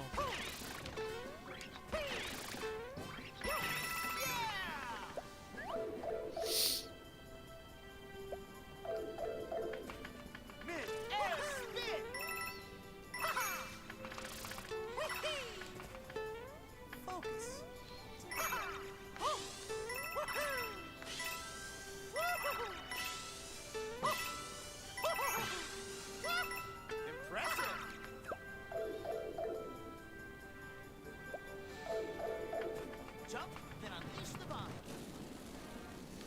Jump, then unleash the bomb. Go fast. Even though we're not Sonic the Hedgehog, gotta go fast. go fast. Deep breaths. Dude, I really hope we can get this today.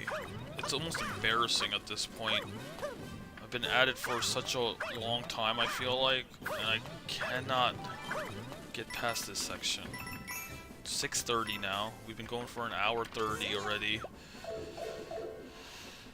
Whew.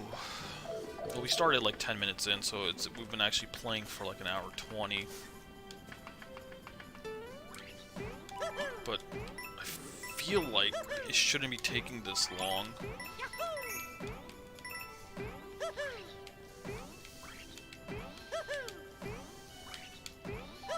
Come on, there we go.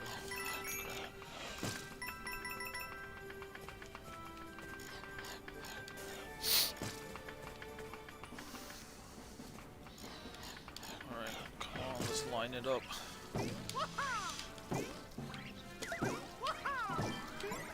Oh my god! Okay. No! Oh, come on! Yes, yes! We did it! Oh, no, no, no, no, no. What is this? Oh, that's the end of the flag. Oh, we gotta do this while we're invisible? No, no, no, no. No, no, no. Come on. I don't want to...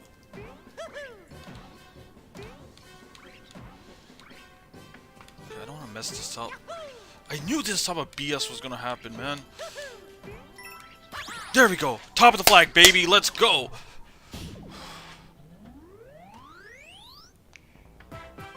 Are we done? Did we do it? Thank you. You guys saw that? Bro's a pro. That rhymed. Bro's a pro. No, no, no, no, no, no. No, no, no, no, no, no, no. Please. No, no more levels. No more levels. I did enough levels. We 100% of this, right? Yes, we got the hundo. And I think... Oh, this might just have a badge, actually. Just hit me up when you're free. I took off Thursday through Sunday just to get situated. I could use your help for sure. Okay. Yeah. Definitely. I'm free Saturday and Sunday. I know one of those days I'll do like a pop-up stream probably. So I could definitely help you out one of those days. Do you have a preference of what day would be better? Probably Saturday would be better for me to help you out, just so I don't have work the next day. It'll be less stressful for me to help you on Saturday, where if I'm helping you on Sunday, back of my mind I'll be thinking of I gotta go to work tomorrow. Where if I'm helping you Saturday, it'll probably be more chill because I'm off the next day, and then I could stream on Sunday too.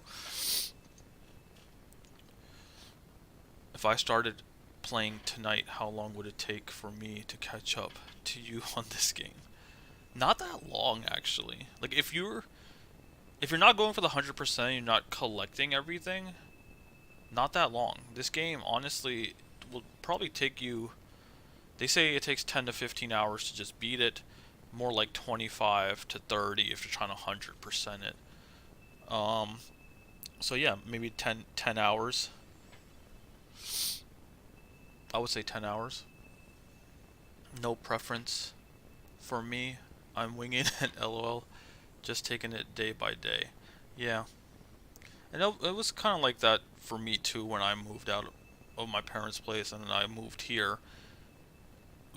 It was very, very basic, and it was just me by myself. It was very functional, and I only had stuff. Like, it was like, I almost felt like a minimalist because I wasn't buying a bunch of stuff. You know, because I never thought about, oh, I'm going to have guests over, I need a sofa, a dining table, this, that. I just had, like, the bare necessities. Like, I had a bed to sleep in. In the living room, I had a TV, but the TV wasn't even a TV I bought. It was a TV that... We have a electrician who works with my dad. He was getting rid of his TV. He knew I was moving. He was like, I got a spare TV that he didn't need anymore. So I just took that from him and put it in the living room. And then I just hooked up my Switch out there. And I had a beanbag. I didn't have a sofa. I just had a beanbag couch. That's literally what my living room was for a long time before, you know, Khadijah moved in. That and then after she moved in, that's when like we got a sofa and a dining table, and our house started looking like a proper house. Where when I was just living by myself, it was my computer desk, a bed, a beanbag couch, a TV in the living room, no dining table because I would eat at my desk, or I had a like a table with stools in the kitchen that I would sit at and eat there. But most of the time I wasn't eating there, I was just eating at my desk. Like I would use my computer desk as a dining table as well.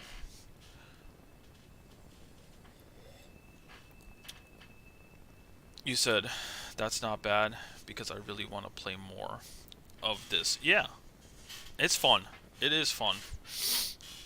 But I wonder if you're gonna have like if you have plans for a proper setup, or again, you're taking it day by day.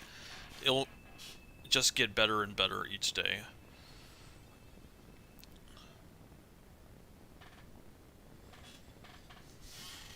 He said, I've been so fortunate with everyone around me helping out. My friend gave me 4 chairs and a rug. I did just order a sofa, but everything else I'm bringing what I have. No table for me either. I was thinking I'd eat at my desk too. Yeah, it's kind of like that's the life for a while. I feel like we all have to go through that like stage. And then it builds over time, right? Like you don't get every single thing for your house as soon as you move in. It's stuff you acquire, over time, months, years. And then your house starts looking like a proper house after a while. I mean, I feel like ours is a proper house, but I feel like D-Jack will still buy new things and change things up here and there. But I think that's just, I don't know. I don't know if it's a girl thing, but it might just be like she's more passionate about house decorations and stuff like that than I am. Where for me, I feel like once the house is set, I could kind of just live in it, and it doesn't have to constantly change. I do like the fact that we do fall decorations and winter decorations because it makes the house feel new and exciting during this time of year. Those are the only 2 seasons we decorate for, is fall and winter, and then house goes back to being like a standard house from from spring to the end of summer. All right, I think we're here. Wonder question mark. I think we're gonna get the last badge.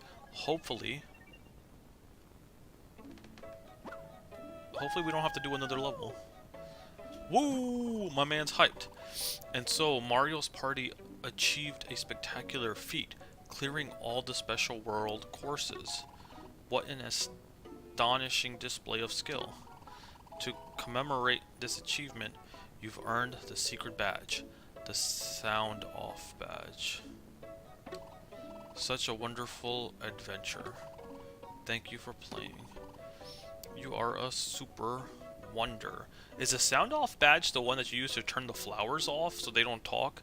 And why do you get that at the end of the game? So you can't even play the game initially by turning them off. You have to listen to them the whole time. I wonder if that's what it does or if it's something else.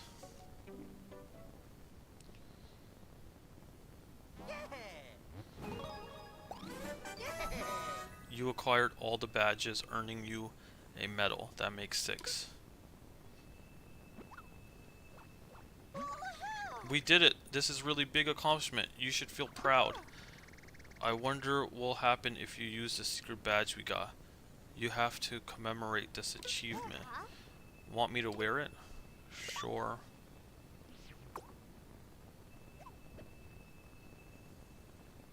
Is that what it does? Let's read up on it. Hear strange voices? Yeah, it probably just turns the flowers off. So you know what? To test this, let's go back to where it all started. The first level of the game. Welcome to the Flower Kingdom. I think this will be a proper send-off. We played through the first level of the game as the last level, and thus we just made a time loop, or a time loop, right? or a Ouroboros. The start is the end, and the end is the start. A perfect cycle. So let's see if we don't hear the flowers with this badge on. Whoa, you heard that humming? That was Mario humming? Onward and up. Oh no, they're still talking. Oh my god.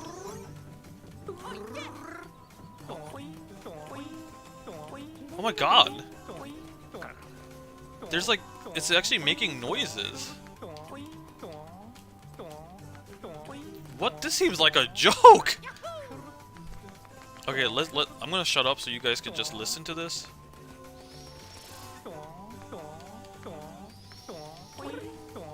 What a beautiful day. Love a good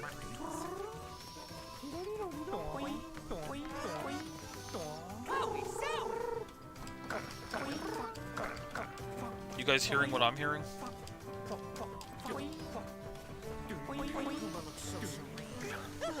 This is both very cool and very weird at the same time.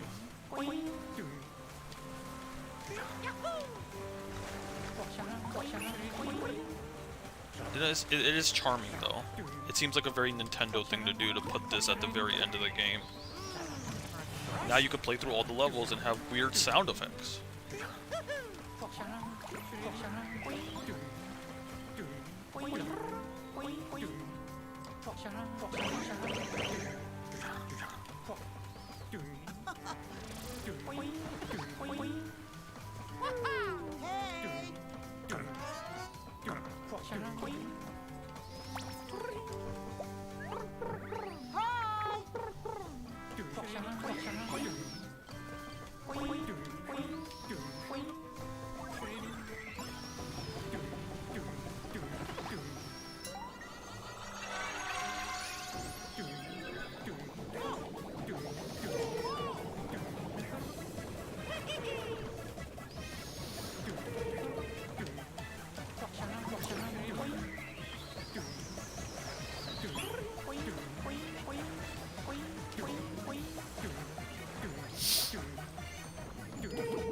You're bringing me back to October 20th when we first got the game, over a month ago.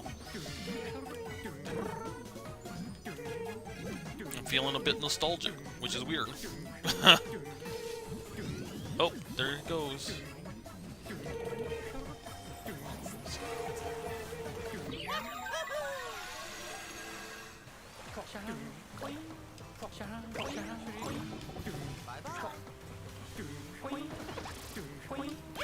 Alright, awesome. Oh, that was funny. That sound. Him coming down the flagpole. It sounds so odd. Wowie zowie! Exactly. That's the motto of this game is wowie zowie. But, so we did 100% the game. We can go to, if we save the game.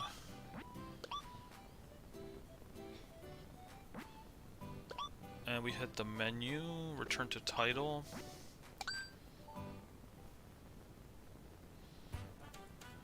And then we go back in. We can see, boom. Oh, there's a nice, it's a check mark. That is so cool. I love that. I got a blue check mark on my file now. And we got all the medals and all the royal seeds.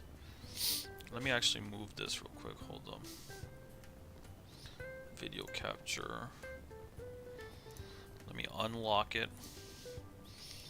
So you can get a better look at it. But right there, we got all 6 of the medals. And I think there's 7 royal seeds. And the main thing is that we got this blue check mark on our page, which means we 100%ed the game. We did not miss anything. We got to the top of every single flagpole. We got all the purple coins, and we got all the wonder seeds.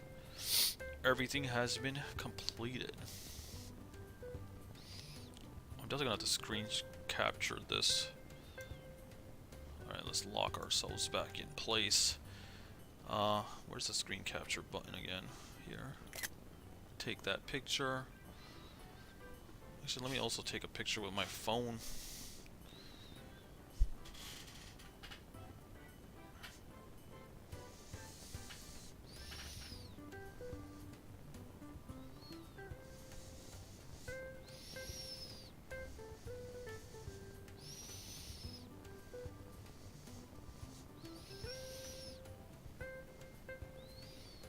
There we go. Feels good. I can finally move on to different video games now.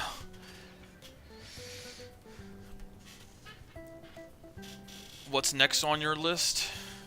You got a Japan profile? Yeah, I do have a Japan profile. And then DJack's on here, and then DJack has 2 accounts too on here, which is weird because she already has her own Switch.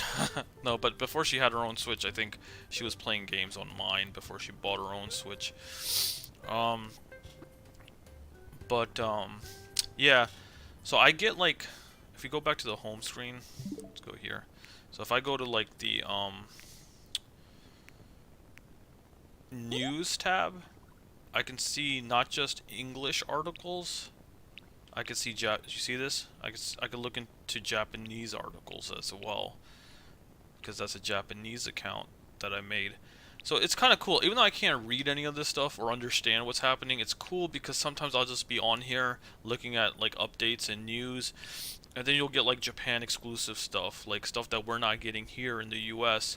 I'm like, oh, that looks like a Star Fox spaceship type game. I mean, it's not Star Fox, but I can kind of look at it, and if there's any images or anything, I could try to like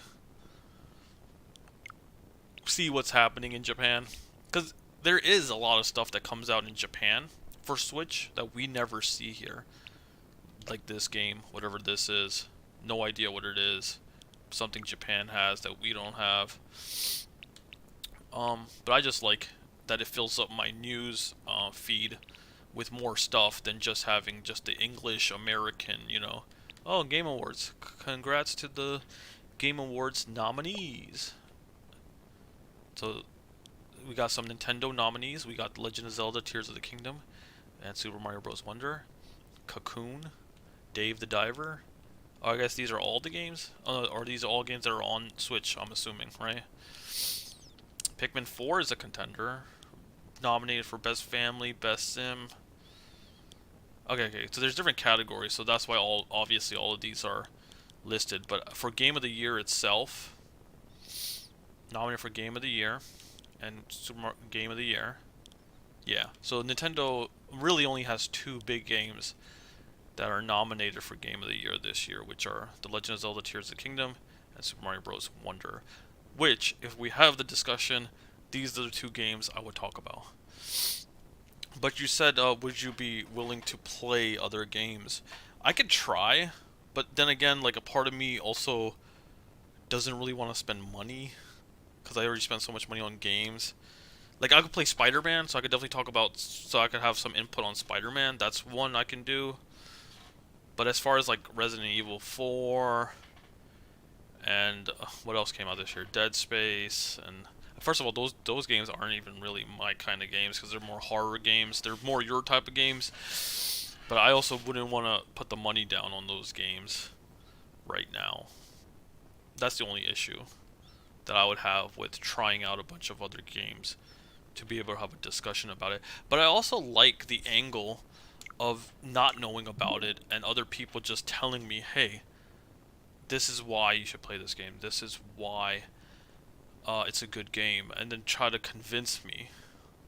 Instead of me just buying the game, playing it for a few hours so I can understand what they're talking about, I think it'd be more fun to educate each other on our games that we might not have played. Like, you haven't played Tears of the Kingdom, so I can go into like details about Tears of the Kingdom and tell you how it's different from Breath of the Wild and why you should play it, right?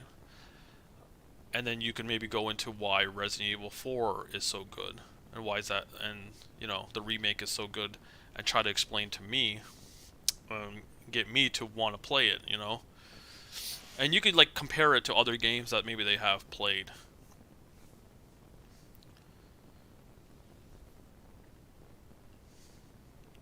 That's how I feel right now. I don't want to buy more games right now with everything going on. And you also don't have the time, to be honest, because moving takes a lot of effort and time. You gotta set everything up too. That's a process. Getting your whole setup in the new place.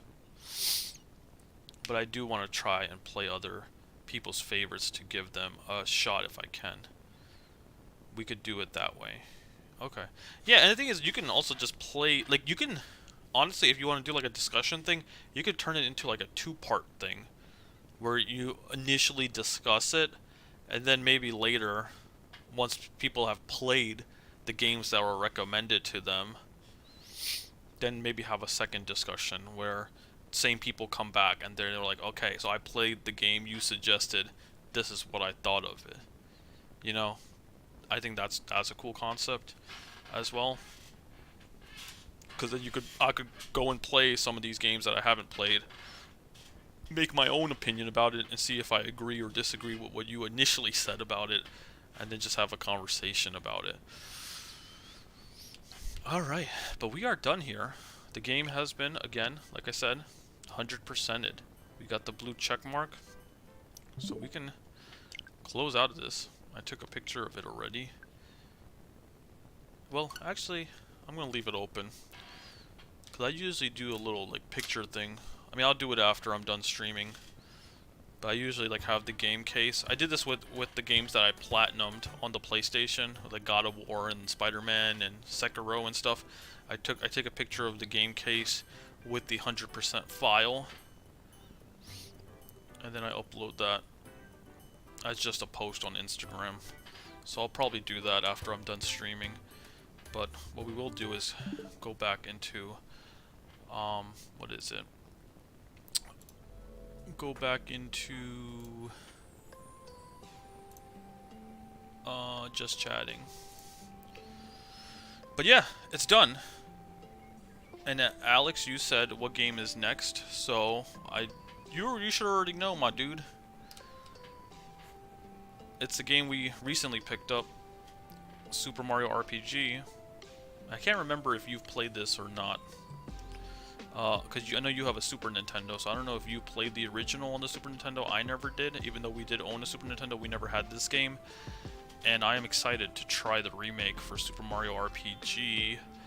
That'll be the next full game that we're streaming, but we also need to finish the story for Super Mario Maker 2, because I think we're like 85% done the story, so there's a few more levels we gotta go in and play. I think I'll actually do this first just to get it out of the way. I'm planning on streaming 2 more days this week, which will be Tuesday and Thursday. I'm thinking about finishing this game on Tuesday. I think within 2 hours or 2.5 hours we can get whatever's left done. And then the goal will be on Thursday to start our playthrough for Super Mario RPG. And again, this could... I mean, I guess this game doesn't count for Game of the Years because it just came out, right? That's always a little iffy too, because you got games coming out in November, December that don't really count for this year. So Super Mario RPG will probably be a contender for next year, Game of the Year. But I could say, hey, I'm formulating an opinion on this game because it did technically come out this year, but I'm excited to play it too. I want to kind of get back more into like the RPG games. Kind of take a break from platformers, even though platformers, 3D, 2D, that's my main cup of tea, is platforming games. But I do want to take a break from it and play some RPGs and get more into games with stories.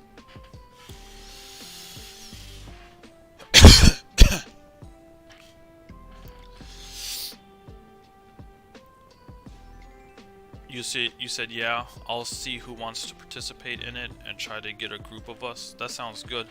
I'm totally down. Just let me know when you plan on doing that. I know it won't be this week, but it'll probably definitely be like probably after the game awards. But I'm down. and we'll try to line up our schedules so we can do that. What's up, Tipios? Welcome to the stream. You said you're stuck on this call. Congrats. I joined late. Thank you, thank you. We did get it. We got it at like the hour 30 mark. And I was actually, it's funny, if you go back and rewatch it, like once this is uploaded, I was venting like during that the part where I was like, I can't believe this is taking this long. Like, I feel like I should have gotten it by now. I can't believe this, we've already been doing this for an hour 30, hour 20, and we're still not like getting it. And it was on that run where I did it. And I almost jacked it up too, because at the end of that level, the invisibility area, it was basically what I predicted in the last stream, where you have to jump on the flagpole while invisible, and I almost messed up and didn't get to the top of the flagpole. So that was a little bit stressful, not gonna lie. But we were able to fix ourselves and get to the top, so we don't have to replay that whole level again. But the thing is, once you do it, even if I messed up, I feel like it wouldn't be that bad. Because in my brain, I would have thought, I've done this, this is doable, I can do it again. You said, no, I haven't played Super Mario RPG. It's highly regarded, yeah. And that's why I'm super excited to dive into it. The only Mario RPG I've played in the past is Mario & Luigi Superstar Saga on the Game Boy Advance. I love that game, and the game looks very similar, like combat-wise. And if this is the game that started everything, and Mario & Luigi is, you know, inspired by this game, I'm sure we're in for a fun time. And I saw reviews coming out for the game, a lot of 8s for this game, so I think it'll be a fun and good game to play. And it'll be a nice springing board. What do you call that? A launch pad. A nice launch pad for me to dive into the other Mario RPG games, such as the Paper Mario games. Again, I want to do Mario 60, not Mario 64, Paper Mario for the N64. That's kind of like my plan, is to do that for winter break, the last week of December. I want to play through that on stream, and then obviously play Thousand Year Door next year whenever it releases. There'll be Let's Play for that as well. People have told me about it for years. You said, man, if you love it, we will make it a contender in our discussion. It came out this year. Yeah, that's true. We don't have to follow the actual official Game Awards rules, right? Because it's our own discussion. We could kind of make up our own rules. If a game came out this year, it should count for this year. And honestly, if we're picking 3 games, and if I actually like this game that much, then I can say Tears of the Kingdom, Super Mario Bros. Wonder, and Mario RPG are like my top 3 games for the year. Because it definitely ain't Metroid Prime, that's for sure. I'd put Pikmin 4, even though I haven't 100% finished that game yet. I would put Pikmin 4 before Metroid Prime Remastered.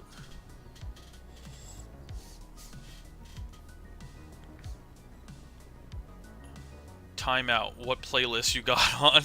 This is old Pokemon Game Boy theme remix. Yeah, so I'm playing some Nintendo Spotify lo-fi. So this is Nintendo Lo-Fi and Chill 2023. The thumbnail on Spotify is Kirby with some headphones on. So again, Nintendo Lo-Fi and Chill 2023. The thumbnail has Kirby. And this song is actually a Sonic song. Sonic versus Shadow. But maybe the previous song? Because I probably replied to it late. The previous song was a Pokemon song? Let me see. Yeah. The previous song was Saffron City Stage from Pokemon. Or is that from Smash Brothers? It's a Smash Brothers theme?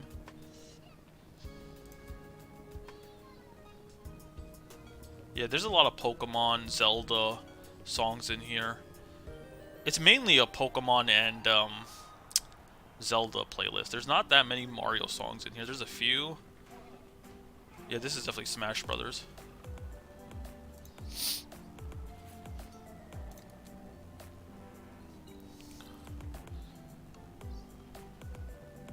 Oh, the one before this one? Oh, okay. Yeah, yeah. This is the one, the Saffron City one, right? Let me go back to the... Yeah. This one's also Pokemon. Yeah.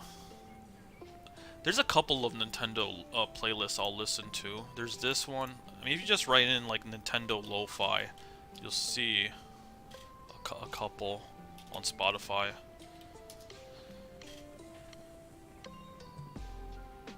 There's also Nintendo Lo-Fi, the best. There's Nintendo Lo-Fi Mix, which is like a Nintendo Lo-Fi chill beats. There's Super Mario Lo-Fi. Yeah. There's like four of them that I listen to. Well, there's like 3 Nintendo ones I listen to, and then there's one Mario one, which is just Mario songs. And there's also like Pokemon ones too, which are really good. I haven't been listening to any Pokemon playlists, but there's some Pokemon lo-fi playlists that are pretty good. I used to listen to them a lot back in the day.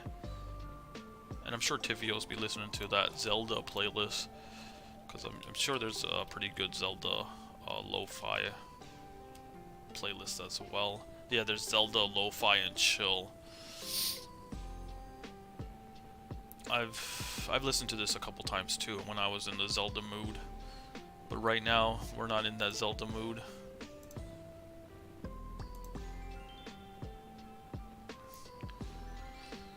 Alrighty, it's 7:01, so we did it. 2 hours. We've been streaming for 2 hours and 3 minutes now. We did it within our time limit, and I said this last stream where I was like, I feel like we can get it in the next stream, and I think we can get it within 2 hours.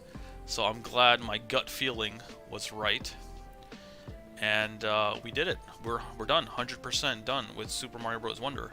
I'm gonna have to make a post of it tonight before going to bed. And that's another stream, another game done. And I love playing these games live because it kind of gives me a reason to finish the games. Not that I didn't need a reason before, but it's almost like...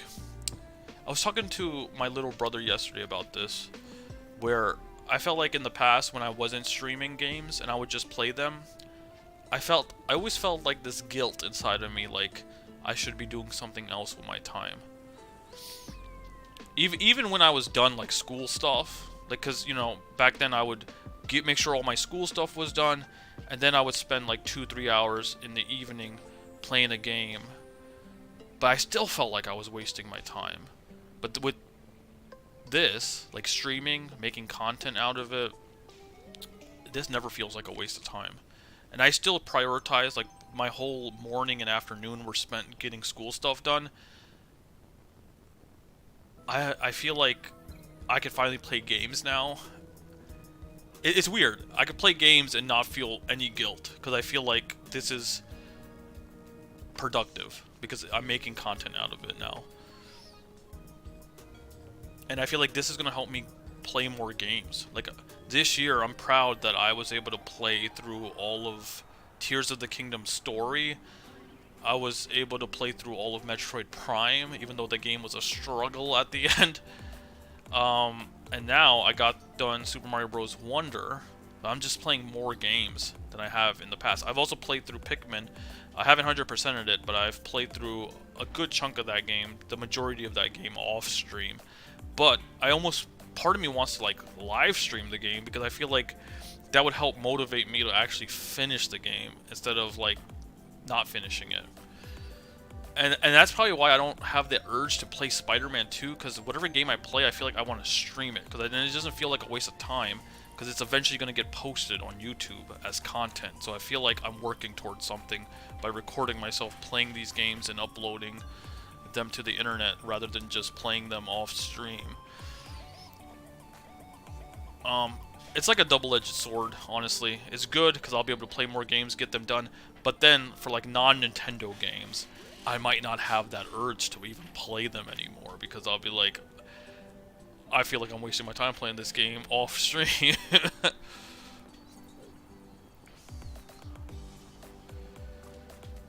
Yeah, Yeah, you got in a lot of gaming. Yeah, I did. And I thank you a lot for this too, because, you know, I streamed 2 or 3 years ago, I think. Just for the lulz, I was doing Valorant, like first-person shooter stuff. And I just did like 3 or 4 streams, not even that many, and then I just dropped it completely. But I owe a lot to you because you started streaming out of nowhere. What was it? In April of this year, I think. And that just like flicked a switch in my head. And I was like, he's doing it. I could do it too. And I have all the materials. Like, I had everything already. I had the webcam. I had the streaming software. I had everything I needed. The only thing I didn't have was a capture card. That's why when I first started streaming, I was only streaming like PC games, like Star Wars, Lego Star Wars on the PC, and Street Fighter 6, and I was doing all those random like PC games, Lies of P as well. But I was doing all those because I didn't have the capture card. But then when Tears of the Kingdom was coming out, I was like, no, I want to stream Tears of the Kingdom, and that kind of pushed me to get a capture card. So I was able to kind of do what, I mean, the thing is, I've been watching content for years. Gaming content, just content in general. People playing games, but then people just talking about games, reviewing games, and a part of me always had that itch to do it, but I never did it, because I think a lot of times we just spend a lot of our time just thinking, oh, I need the right equipment, I need the right camera, I need the right microphone, I need proper lighting. You come up with a million excuses as to for you to not do what you want to do.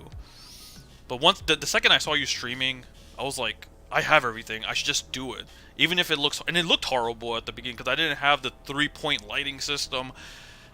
It was a process, right? Even though I'm not into it as much as you are when it comes to making the stream look good. I know you do all these fancy things with the banners and everything. You definitely make your streams look a lot better, but this has helped me just play more games consistently, which I am thankful for. And it's gotten me to love video games again, because there's a period of my life where I was kind of out of it and I was not playing video games.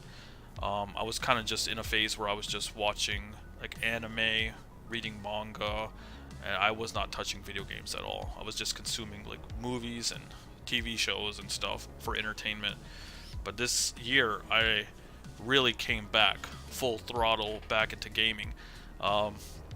Previous years, you know, you would have like Breath of the Wild and Super Mario Odyssey. You'd have these big games that would come. I would play them for a month or 2 months and then be done with it, and then just drop gaming as a whole for a while until the next big game. But now it's like one after the other. Tears of the Kingdom, then Pikmin 4. I already had Metroid Prime, so then after Pikmin I was playing Metroid, then Super Mario Bros. Wonder, and even before Wonder I picked up Super Mario Maker 2, and now we got Super Mario RPG to look forward to, and then that'll lead us into, you know, playing some Switch Online games. Going into next year, we got the Princess Peach game coming up. So now it's like I'm in the groove of just trying new games. WarioWare, like if I wasn't doing this, I probably would not have bought WarioWare, and that game is fun. And I even did a stream out of it, you know, just giving my first impressions on the game. So I feel like I'm just trying a lot more games now. It's gotten me back to, I feel like, who I was in like middle school, high school, which is awesome.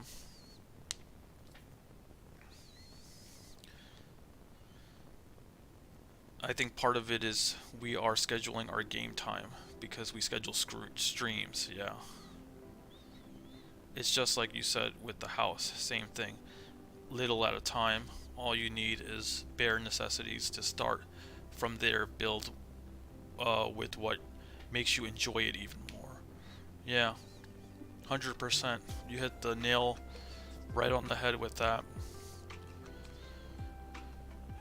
And when you monetize this channel, I'll start subscribing to you to help you slowly fund your ideas too. Oh, thanks, man. That's very kind. I don't even know what the thing is. I haven't even looked into that. Cause there's some threshold that you have to hit, right? Or some you have to hit a certain amount of subscribers or a certain amount of watch time to be able to qualify for monetization. I know on Twitch it's different from YouTube, but ultimately this is fun. And the thing is, I like doing this as a hobby, but it'd be cool to start getting something from this. And I'm putting a lot of my, you know, heart and soul, Pokemon Heart, Gold, Soul, Silver, into this. A lot of times, this is what I do during my free time. It's something I'm passionate about. It's something I want to work towards. And the thing is, like, I'm having fun at the end of the day, regardless of if the channel grows or not. And I think that's the most important thing. That as long as you're having fun, it's worth it. And that's what keeps you doing it. Because if this wasn't fun, and I was just in it to become a one-hit wonder and get famous overnight, and a lot of people have that mentality where they're like, I just want to do this because I see a bunch of other YouTubers making a living out of it, and I want to do it, and they don't have the drive to do it for a long time. You have to do it consistently for a long time, and then you'll get that slow growth. And then obviously you'll get stuff that goes viral here and there, and then you'll get a surge, but then it goes back. Something goes viral, a surge, and then it goes back. But it's all about slow growth, you know. And the people that fall out of this are the people that stick with it for a week, a month, 2 months, and then they're like, you know what? I tried for a month or 2 months, and my channel is not growing, so I'm gonna stop. No, that means you weren't really, your heart wasn't into it. Because if your heart was into it, you would never give up. You would keep doing it because you just genuinely like doing it. And I feel that a lot, where I just like doing this. It's fun, and I get to talk to people that it just helps me communicate with people that that some people, you know, I'm already close to, but then sometimes you'll get people in here that I know but I'm not that close to, and it helps me connect with people. Jai, welcome to the stream. We are at the end of the stream. It says, you said, oh my god, it looks like you made it past the level. Celebrations. Yes, I did. And just to, here, I'll flex real quick. You know what? We'll flex. See that check mark, Jai? And we got all 6 medals. All 7, Royal Seeds, and we got the badge that we were missing, which was the sound badge, or sound off badge. But the blue check mark is the main thing we want to look at here, because that indicates we 100%ed that file and got everything. So, some bragging, you know, that's why we do this, so we can brag, you know. I'm good at the game, apparently. I mean, I suck, but I did it. I achieved my goal, and now we can finally move on to another game. And again, the next game we're gonna do is Super Mario RPG, but before that we're gonna do one stream where we try to finish up the story for Super Mario Maker 2. So Tuesday you can expect a stream for Super Mario Maker 2, and then Thursday we'll be streaming our first episode. Hopefully, if we're done this game on Tuesday, we'll start our first stream for Super Mario RPG on Thursday. So a lot of Mario this week. We got Wonder today, Maker on Tuesday, RPG on Thursday. 3 different Mario games in 1 week. It's is it March? Is it Mario Day? you would think I'd be doing something like this in the month of March to celebrate Mario. Jai says, I'm never getting that check mark. You can. You just gotta believe in yourself. It's doable. If I can do it, I feel like anybody. I don't even consider myself to be that great of a gamer. Like, I suck. Like, you play Mario Kart against me, Jai, multiple times. I suck at video games. At Smash Brothers, I suck. Mario Kart, I suck. So if I can do it, I feel like most people can do it. You just gotta have that drive, that dedication, you just got to keep getting up every time the game knocks you down, and that's what's going to get you to the end. It's never giving up. But that's just me personally. I don't think so. I feel like if you had the drive to actually do it, you could do it, but you just don't have the drive, so that's why you won't do it. For you, it's probably just getting to the end credits and beating the game is enough for you, probably. I mean, that's how I am with Zelda games. Breath of the Wild, Tears of the Kingdom, I ain't 100% in those games. I mean, if I had the drive, I feel like I could, because it's just a time commitment, right? Figuring out where everything is, finding all the Koroks, doing all the side quests. It's just a grind in my head. I don't have the drive to spend that much time doing it, so I won't do it. But if I was like a hardcore Zelda fan, and like Zelda was my Mario basically, I feel like I would spend hours in Breath of the Wild and Tears of the Kingdom trying to find everything, 100% it. But I'm just not that passionate about the Zelda franchise as I am with the Mario franchise, so I don't feel bad not 100%ing a Zelda game. But I do have some requirements or some goals to reach, like getting all the shrines. I did do that in Tears of the Kingdom and Breath of the Wild, where I got all 120 shrines in Breath of the Wild, and I completed all 152 shrines in Tears of the Kingdom, and got the treasure chest in all the shrines, because that's another thing. I want to do all the shrines, and I want 100% all the shrines, which means getting the treasure chest that's in every single shrine. So I did set a goal, but the game is just way too grindy. It's way too big for me to wanna, do everything in the game. And that's why a part of me really wishes the Legend of Zelda games go back to being a linear game. I've said it in the past. I want an Ocarina of Time or Twilight Princess type game. Even a Skyward Sword type game for Zelda in the future. Just so because I would have more of a drive to 100% a game like that. That was more linear than an open world game. But yeah, as far as Super Mario RPG, I don't know if that's a game we'll be 100%ing or not. We'll see what that even looks like. Cause I mean, this game's easy because it's like Mario Bros. Wonder is just like a checklist that you're just checking things off. Got top of the flagpole, got the coins, got the Wonder Seed. You're just going from level to level and just checking things off. But with an RPG game, it's definitely more difficult to 100% because it's like you got side missions, side quests. You might have because it's a story, right? So you might have branching paths. So we'll see. Super Mario Bros. Not Super Mario Bros. Super Mario RPG might be a game that we just go for the story completion and get to the end of the credits. But I'll see if it's worth it or not as we get into it. If we want 100% Super Mario RPG or not, and what that looks like. I really like how PlayStation does their 100%, and I wish Nintendo had something like PlayStation, which is the Platinum trophies, because they clearly tell you what you have to do to get 100% in the game, and the trophies, once you get them all, you usually at that point have 100% of the game.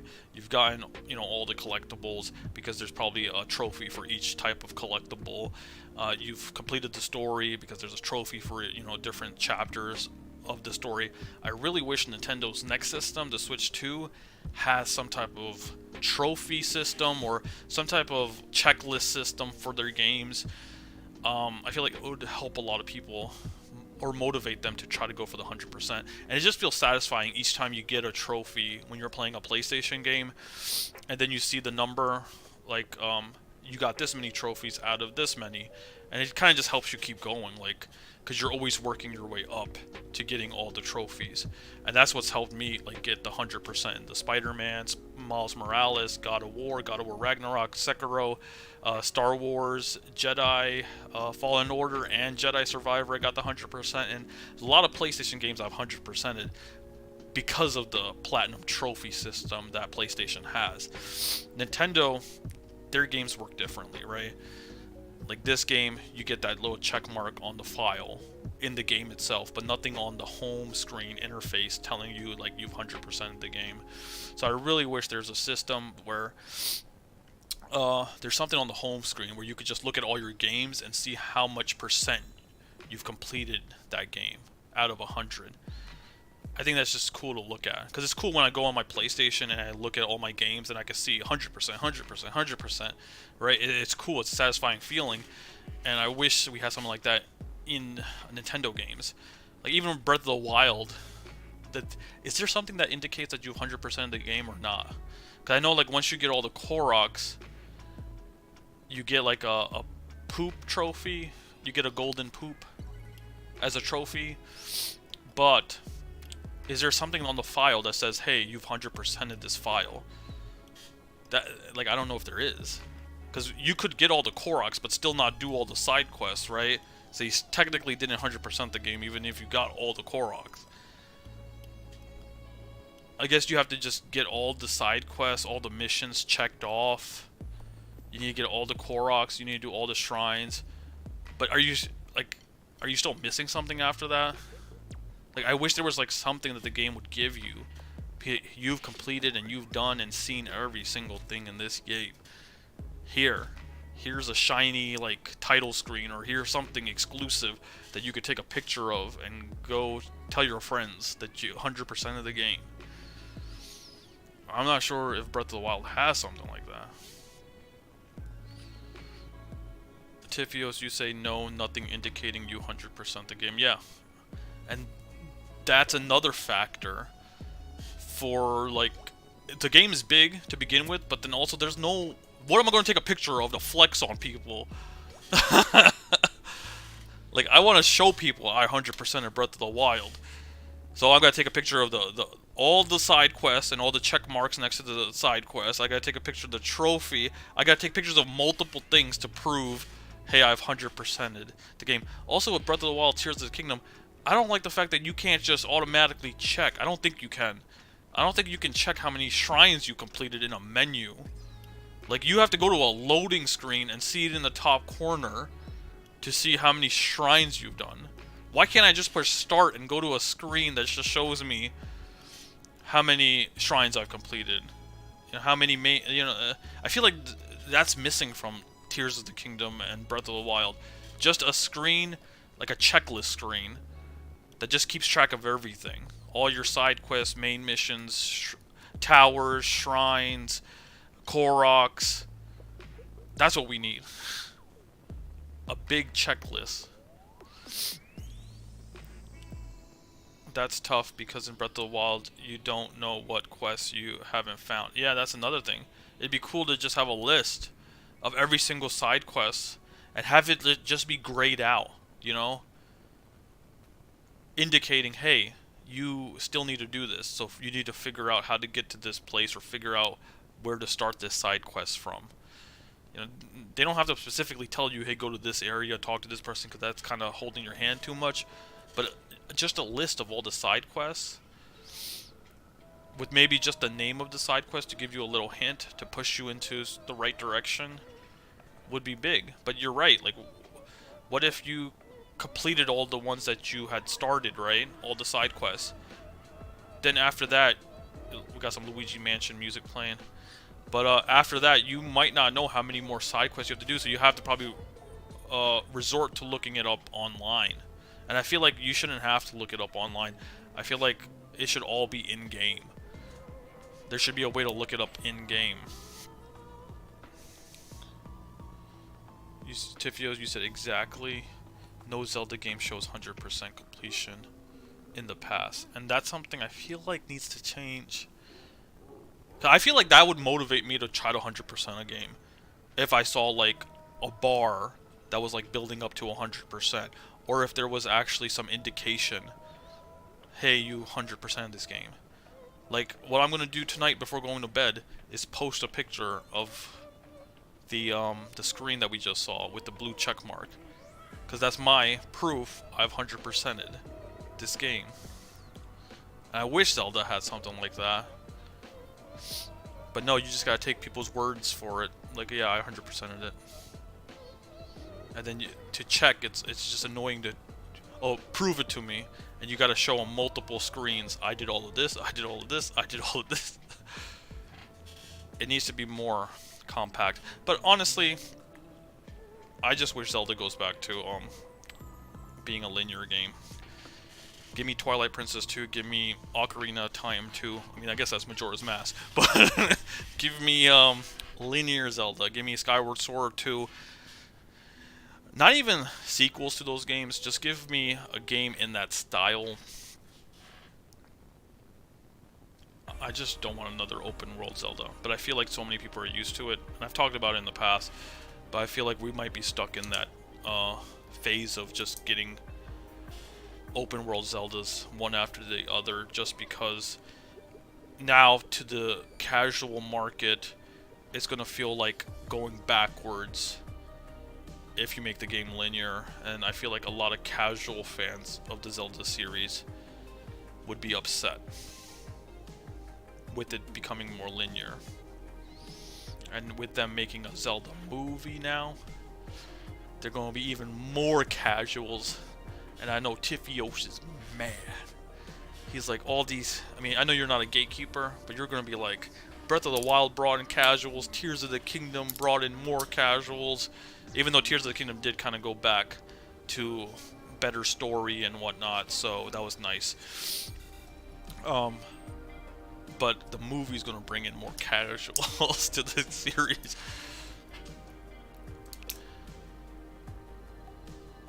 As we get older, we get tired of open world games. Yeah, and I think open world games, it's kind of like a fad.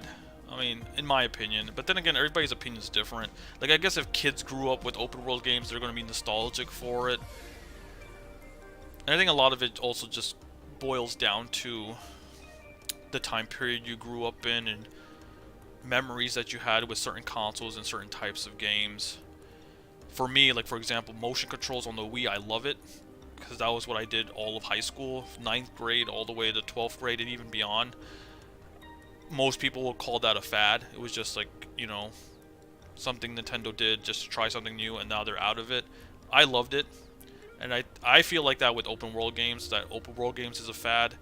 It was once, you know, we had some great open world games, everybody wanted to make open world games, and it became exhausting. And I kind of want to go back to more linear games.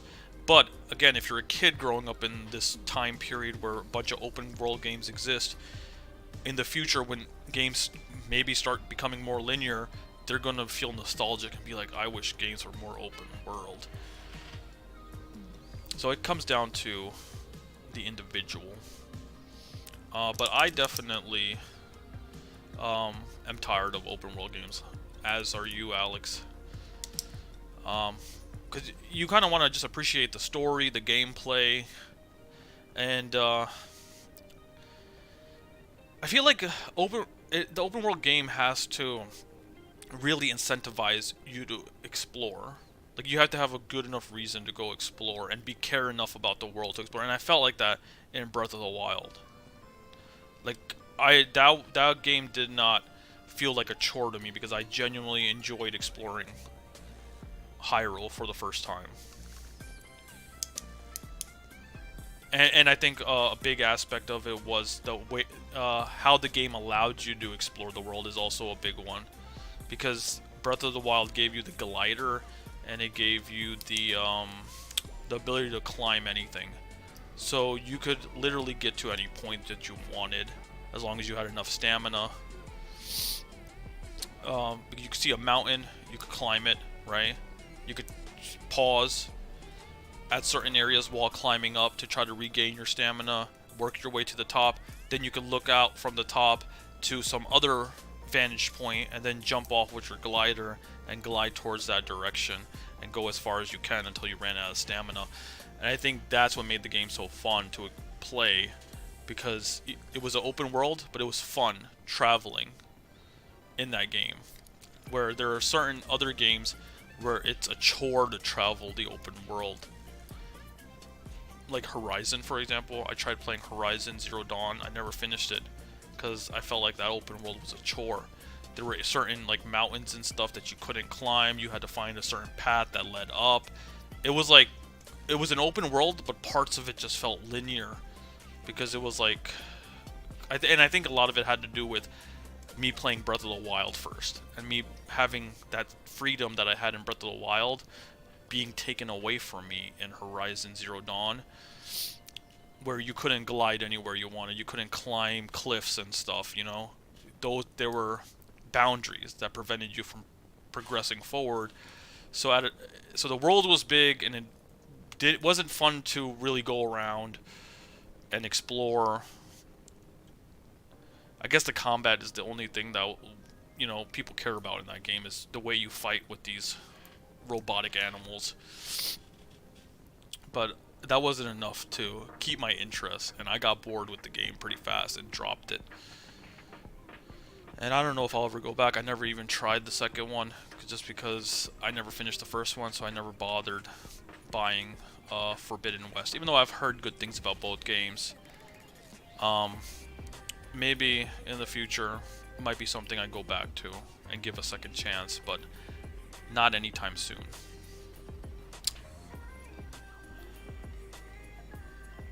You said, yeah, Horizon got steamrolled because they came out same week. Yeah, and the traversal was way better in Breath of the Wild. Yet the story and combat is still really good. Yeah. I heard the story is good, and I heard the combat is good. I almost feel like I might want to just watch the story. Like, instead of going through the chore of playing the game. I mean, if the combat really is that fun, it's going to keep me hooked. It depends on that. Because if the combat doesn't hook me, and I already find it to be a chore to explore that world with the traversal that's in the game. What is this song, by the way? Some, like, anime music? I mean, is this in that same playlist?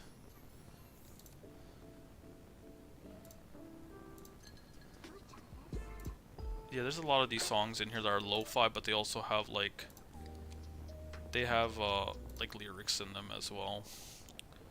That's confusing when a song with lyrics is playing while I'm talking. I feel like I have a voice in my head. But what I was saying was, I almost feel like just watching the story, you know, like maybe watching all the cutscenes, or watch a video of somebody explaining the story to me. That might save me time, and I can still get some level of enjoyment out of it by just, you know, absorbing the lore of the game.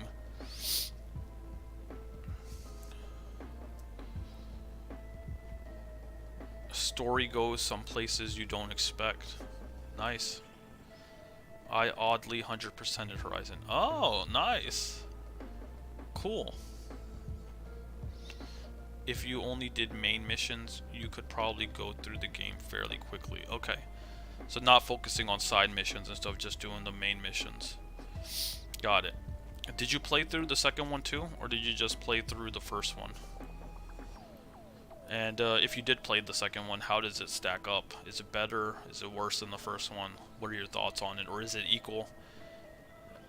Like, God of War for me, like God of War the first one, the Ragnarok, they both equals to me. Even though God of War Ragnarok is way longer than the first one, I still view both games as masterpieces, and I view them as equals. Because God of War Ragnarok basically just gave me everything God of War had. Just made the game longer. The story was just as enjoyable as the first game.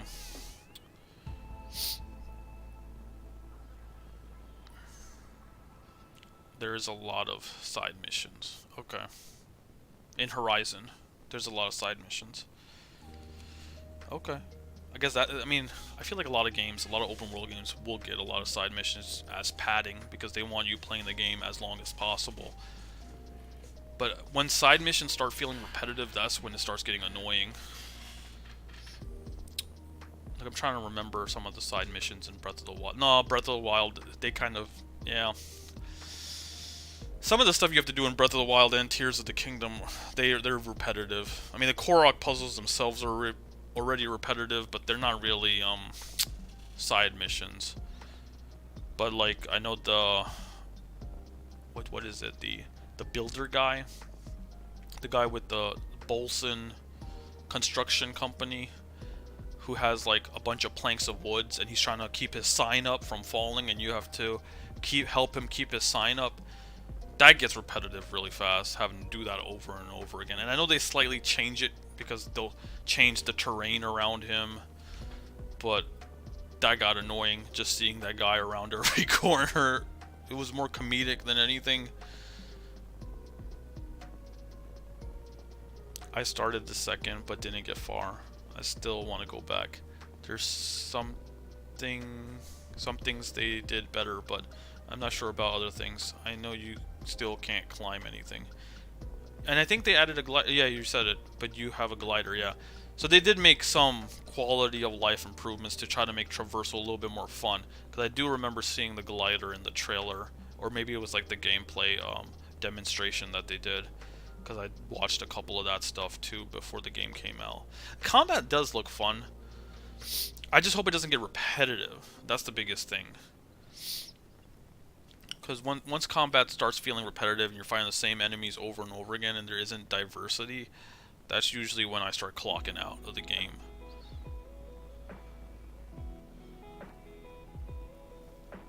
And I feel like I felt that with Tears of the Kingdom. Even though they did add a few new enemies, there were still a lot of returning enemies. And I feel like they just need way more enemies in those games, to be honest. Because running into Bokoblin camps or Zalfo camps over and over again, it starts feeling like the same thing over and over again. Bokoblin camp has a treasure chest they're hiding. Lizalfo are protecting like probably a treasure chest as well. It's just different enemies. And then sometimes they'll mix them where you got Lizalfo and Bokoblins together. I feel like they definitely need to add more enemy types in Zelda open world games to keep it fresh. So that's just my personal opinion. Even like some of the bosses that you see, like the Stone Talus and the Lynels, they did add the dragon in this one. Tears of the Kingdom, they added the, I forget what it's called. I forgot what the three-headed dragon is called, but what is it called? Not having a brain. So Tivio, you're in here. If Tivio's in here, he'll let us know because I don't even remember. But there's a dragon in the game. I mean, they're cool, but then there's only like really 3 or 4 like bosses that are just like, you know, roaming the world. And they're not even roaming the world, they're just in their specific area. Like, it'd be cool if you could bump into these enemies anywhere on the map. That'd be cool. Because once you memorize the map, you know, oh, there's a Lynel over there, there's a Stone Talus over there. They're designated to certain spots on the map. And it'd be cool if there was actually roaming enemies. Or like Guardians, for example, from Breath of the Wild. Guardians is another one. It'd be cool if there was roaming enemies that could show up anywhere on the map. That would keep you on your toes. Because you never know when to expect a boss fight. Because it could just come out of nowhere. I think that would be cool. But do Nintendo got the horsepower to pull something like that off? Who knows? You said there's a lot of elements in Horizon. Learning weak points of enemies to do heavy damage. Pick apart armor. Knock off enemy weapons and then pick them up to use against them. Okay. Yeah, and I've seen some like gameplay. And it does look fun.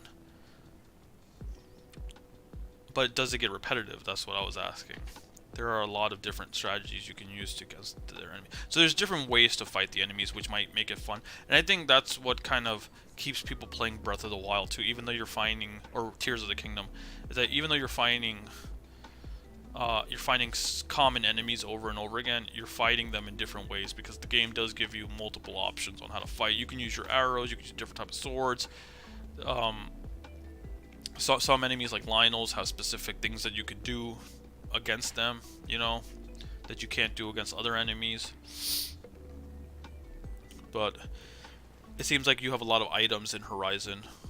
Because I remember like there's also like tripwires and stuff, right? Like I remember seeing tripwires where you could put a wire down and an enemy can get caught on it. There's probably like a bunch of other things that you can use to manipulate your terrain around you, or just affect your stats and whatnot, or affect the stats of the enemies. I think you could also like take over, right? You said you can also, I think, because Zrar played the game. I don't know if he finished it or not, but he said you can even like control other robots and have them fight against the other robots. So you could kind of make allies with some of them as well. You said, oh yeah, you can set traps if you like that. Yeah, so it gives you different options on how to play the game. That's cool. Definitely, I know it's considered a good game, and it's definitely something that's worth a retry in the future. But again, who knows when? Because not anytime soon, because we got a bunch of games lined up. And definitely something I won't be streaming, because, you know, I'm still trying to keep the focus of the channel mainly to be a Nintendo channel. Especially in the early stages of this channel. I want to have a centralized focus for the channel, rather than being all over the place. And then in the future, maybe if I feel comfortable, I'll start, you know, putting more games on here. But right now, this channel is not a variety channel. It's just a Nintendo channel, which I don't mind, because Nintendo's my favorite, you know, video game console, video game company. And there's a bunch of games that I still need to play on this platform, so I'm here for it.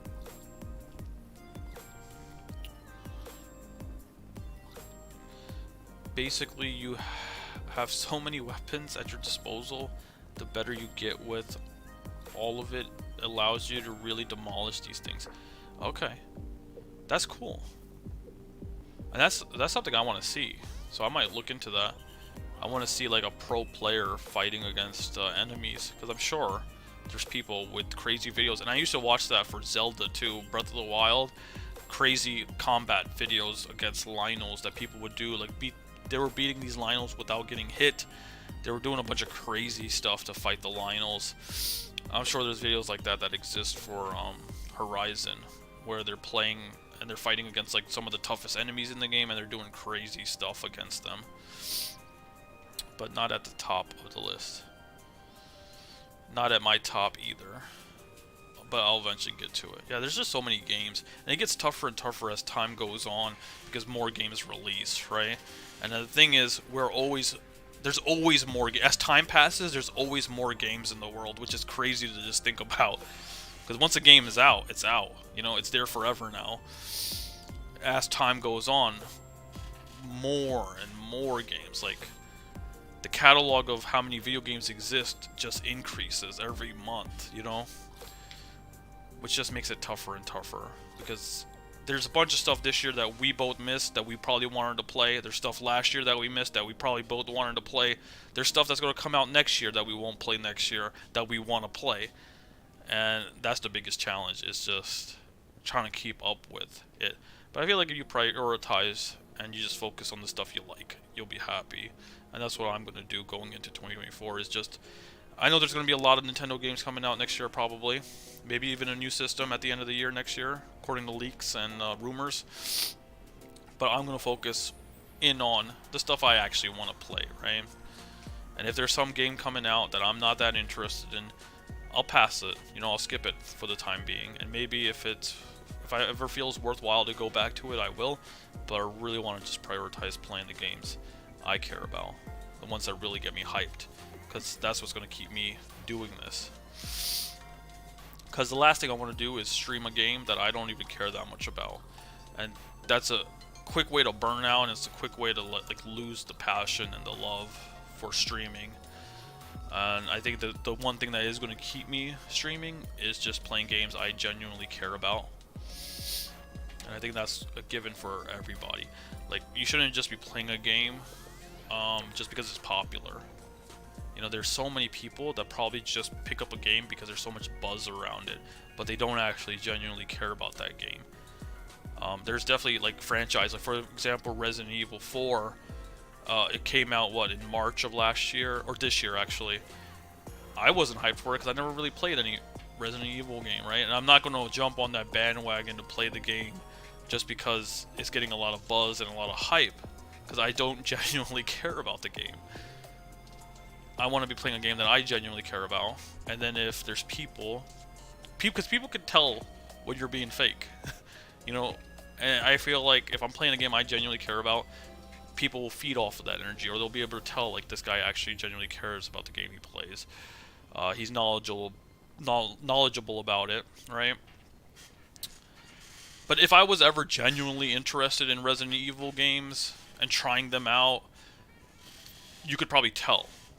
And you can actually, then if I started playing the game and started playing them in order and stuff, and then, you know, I'm talking to the chat about, oh, I'm learning this game, I've never played this before, I'm new to this, and there's plenty of people like that where they're late to the party and they get into certain games, franchises late, and they genuinely care, and it shows on stream.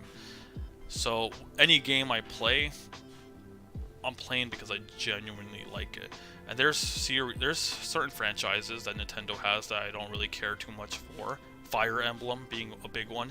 So if they ever come out with a big Fire Emblem game next year or the year after, I'll probably skip it completely, because Fire Emblem is just not my type of game. And it could be a big game with a lot of buzz around it, but if it's not something I care about, I am not going to play it just to attract more people to the channel. Because then I'll be attracting Fire Emblem fans when I'm not even a Fire Emblem fan, right? I love Mario, I love Pokemon, I love Zelda. Ideally, I want to be playing those games, because I want to attract Mario fans, Pokemon fans, Zelda fans to the channel, because that's stuff I actually care about.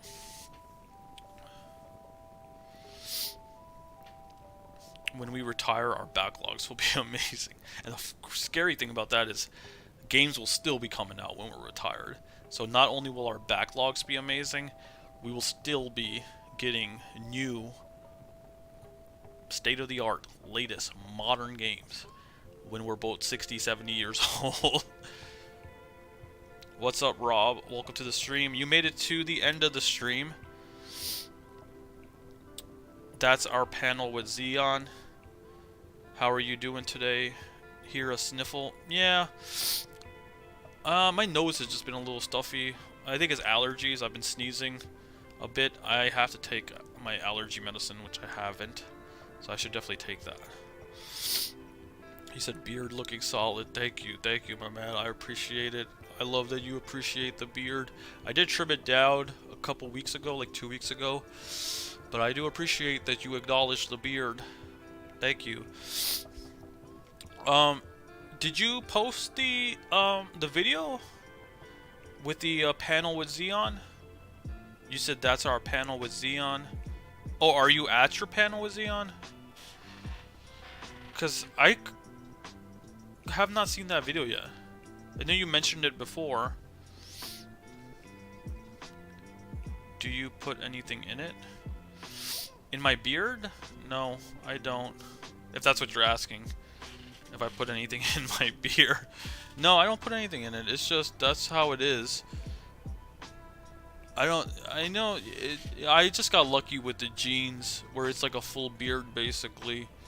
I know some people's beards are patchy and stuff, but I just have good genetics, I guess, for a beard or facial hair. You said that the link I sent you,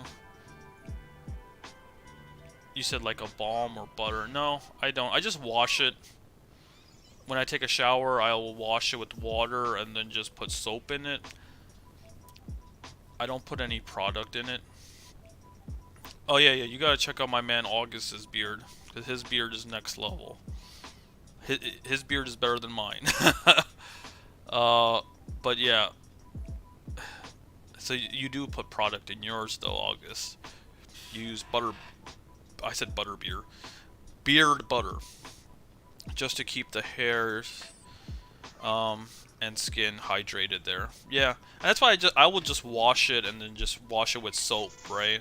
And I'll like just I'll kind of, when it's longer, right now it's like close to my face, so it's not long. I'll trim it down so it's like at this length. I like it when it's at this length just because there's no maintenance that I really need. I don't need to like comb it or anything. But once it gets bigger, and then it starts, you know, like branching out, it starts looking like the multiverse, because you'll have strands coming out and stuff when it gets bigger.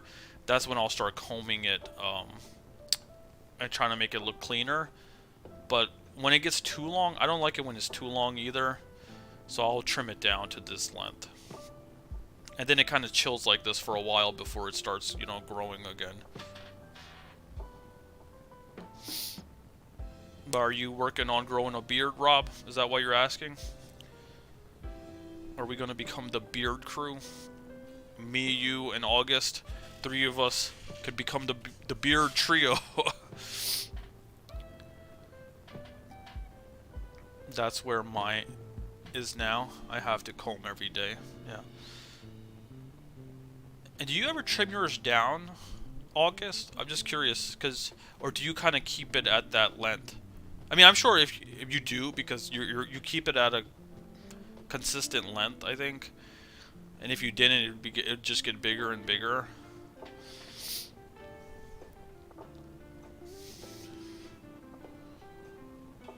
You said you have one. I forget that you haven't seen me. Yeah, I haven't. Did you send me the link for the panel with Xeon from Nintendo Life? And is this the panel about the what is it? Street Pass? But I'll see you once I see your video. Did you send it to me on YouTube? I'll look into it once I'm done streaming.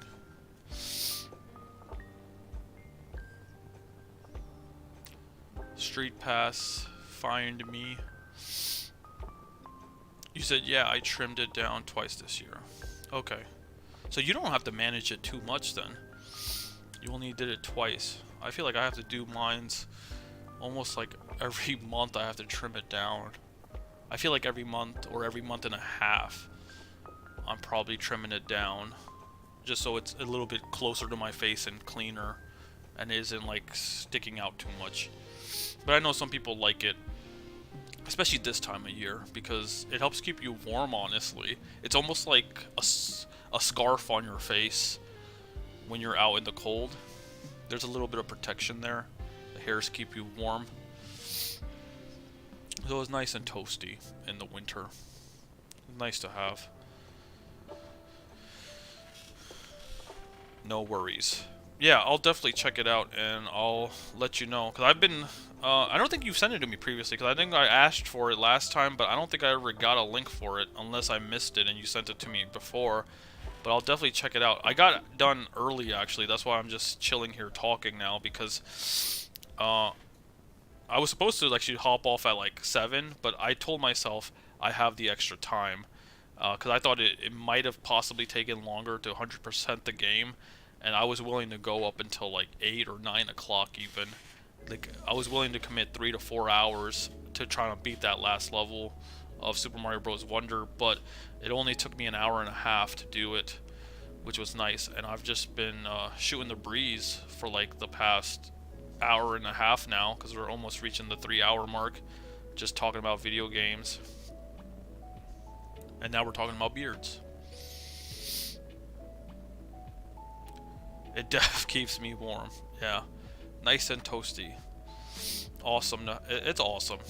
And I remember when my cousins and brothers first started growing their beards out, I was like, I ain't jumping on that bandwagon. I was like, 'cause if you remember me, I used to just have a mustache. And I used to look like Luigi or Mario, basically. And a part of me kept a mustache for Mario and Luigi, because I was like, you know, Mario's my role model. I don't know if I ever told you this, but I wrote an essay in high school, AP English. We had to pick a role model, and we had to write an essay explaining why that person, real or fictional, is a role model for us.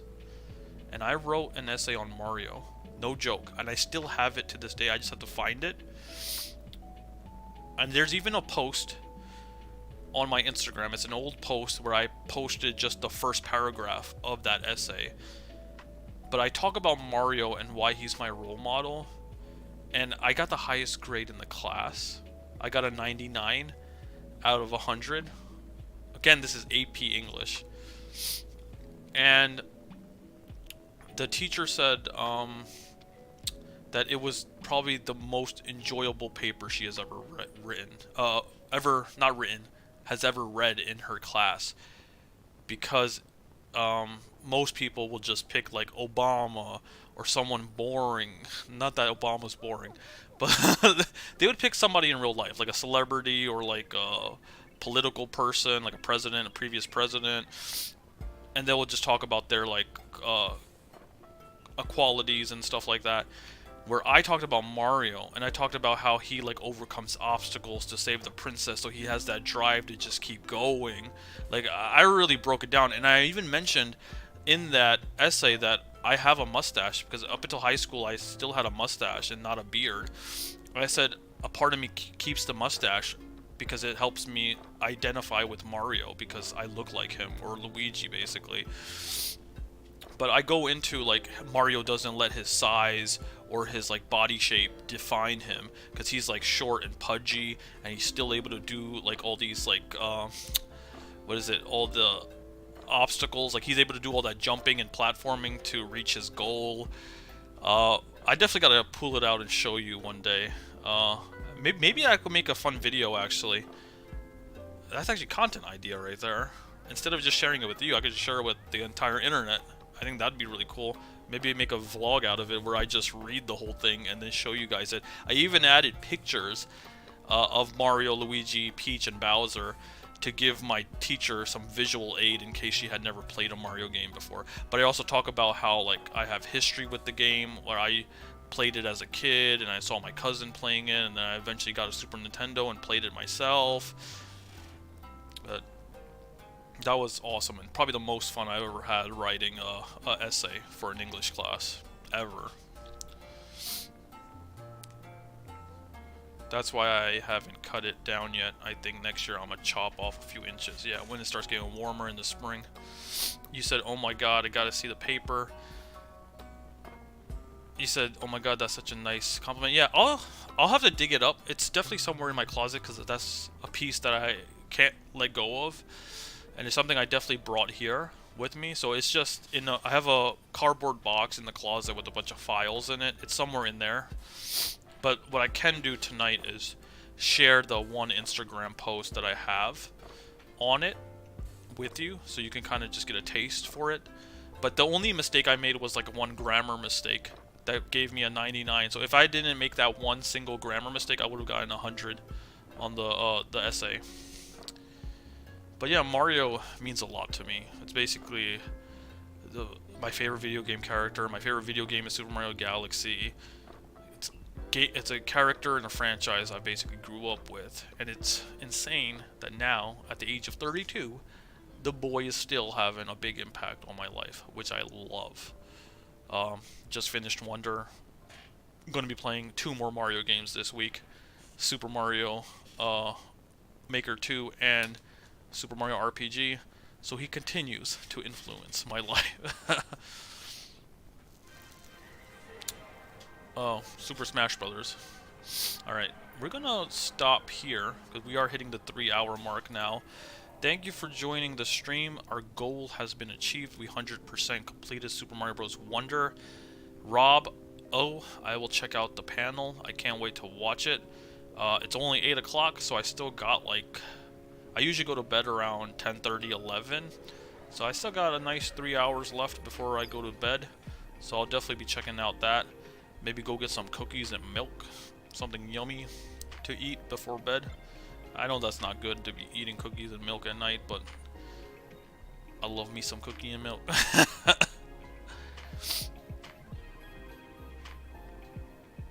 What's up, the gaming otter? You are saying hi as I'm saying bye. Thank you, I appreciate it. I appreciate you following.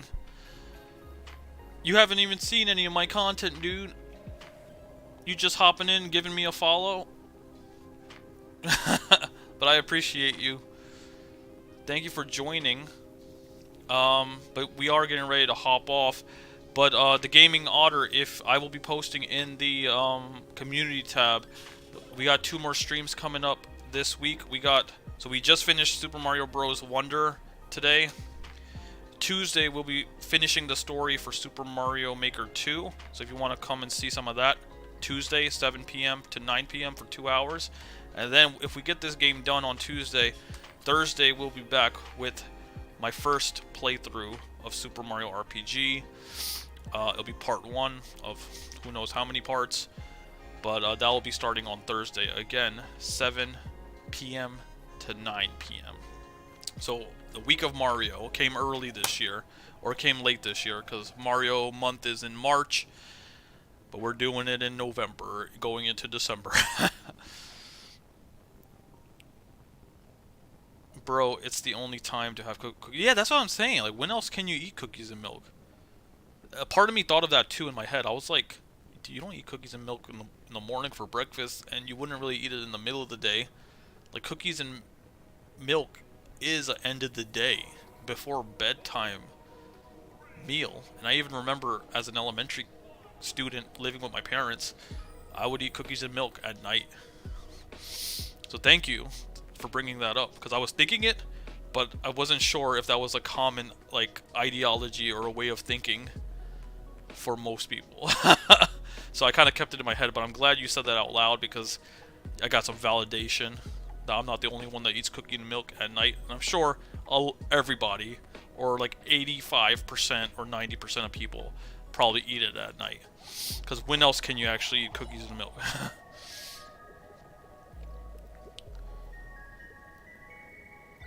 Street Pass Princeton fan, welcome, welcome. Welcome to the stream. Are you guys all coming from Robbo? I appreciate you guys all being here. Because the Gaming Otter, you have a me as your thumbnail, which makes me think of Street Pass. And then Street Pass Princeton fan, you got it in your name, Street Pass Princeton. 391. Oh, is that the number of subscribers I have now? 391. I appreciate you following Street Pass Princeton. Yeah, it's crazy because I started in July of this. Well, I started on Twitch in like April, but I started the YouTube channel in July, but officially launched it, I would say, like in September. And it's crazy that our page has already gained that many subscribers, that we're almost closing in on 400. I think a good goal for the end of the year would be like 500 subscribers, and I think it's doable, because 391, we got that starting, I would say, like August. Because July I was posting, but I wasn't like officially announcing that I had a page, and I feel like more subscribers started coming in August and September. So I would say, what's that? August, September, October, November. So in 4 months we got almost 400 subscribers. So that's like almost like 100 subscribers a month. So we got a whole month of December. We actually got 1 week of November left. We got a few more days. Today's the 26th. We got 27, 28, 29, 30. We got 4 more days of November.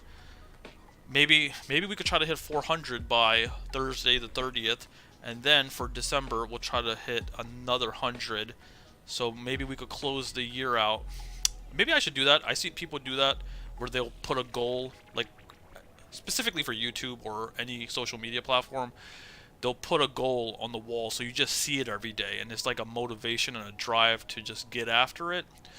I might hit like on a sticky note, or maybe on a copy paper or something, and stick it on my wall and just have it say like hit 500 subscribers by December 31st.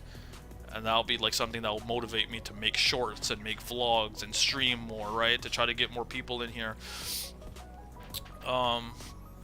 It's a good thing I kept streaming, because if I had cut the stream short and just finished, you know, if I stopped streaming when I had finished the game, you guys probably would not have found the channel. You guys would not be chilling in here right now. Gaming Otter, you said I'm Bobby's twin. Oh, you're Robbo's twin. Nice. So Robbo is bringing in his family. Thank you, Robbo, for pushing my channel out to your family. I appreciate the support. And I will definitely be checking out your channels and subscribing to you guys as well. Do you guys make content as well? August is in here saying welcome everyone. Go follow August as well. He's more so on Twitch though. He has a link. August is a bud of mine's. plays a lot of spooky horror games. I'm gonna give him a shout out too, and I'm giving him a shout out because I would not be doing this right now if it wasn't for him. He started streaming in April, which sparked this flame in me to stream again. I used to years ago, just a little bit here and there, but then I fell off of it completely.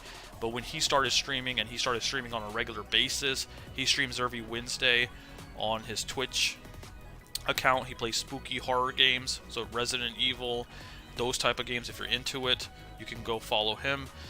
And he has an awesome beard as well. So if you think my beard is awesome, go follow him, because his beard is even more awesome.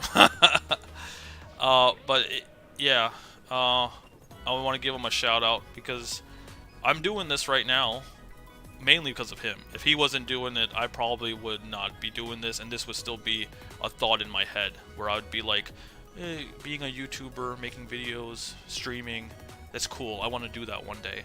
But he kind of gave me the push indirectly to just start doing it. And I've been doing it consistently since April, and I'm loving it, and I have not fallen off of it at all. And that's the thing I love the most, is the fact that I get excited to stream and play games and talk to the community every single time I do it.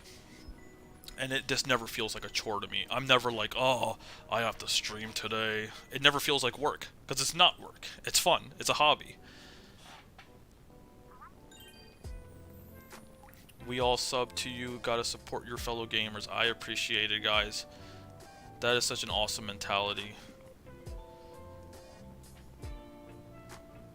August says, congratulations, you've been killing it. Thank you, thank you. I appreciate it. And I'm just going to keep going. And again, the numbers are great.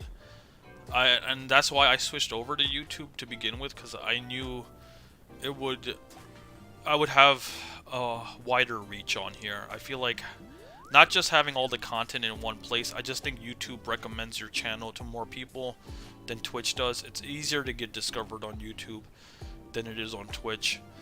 I initially started on Twitch playing Tears of the Kingdom and Metroid Prime over there, but in September I switched over. Was it September or October? No, I think October. It was actually last month. I switched over to YouTube streaming, played through Super Mario Maker and then Super Mario Bros. Wonder as my first live stream games, and I knew that YouTube was gonna probably push my stuff out to more people, and I think it's honest in my opinion, it's a better platform to find people to get discovered. Because I was on Twitch for a while, from April to like September, I was on Twitch playing games, and my channel would hardly grow. It was just word of mouth, pushing the link out to people like friends and family that I know, and those were the people really following. 6th of August also has a community, so I pushed out my content to them as well. Some of them came over and followed, but it was really just that. And then maybe 1 or 2 people followed through Twitch, actually recommending me or them discovering me through Twitch itself. But I feel like YouTube is just a better platform to have your stuff pushed out to like-minded content creators or just viewers in general.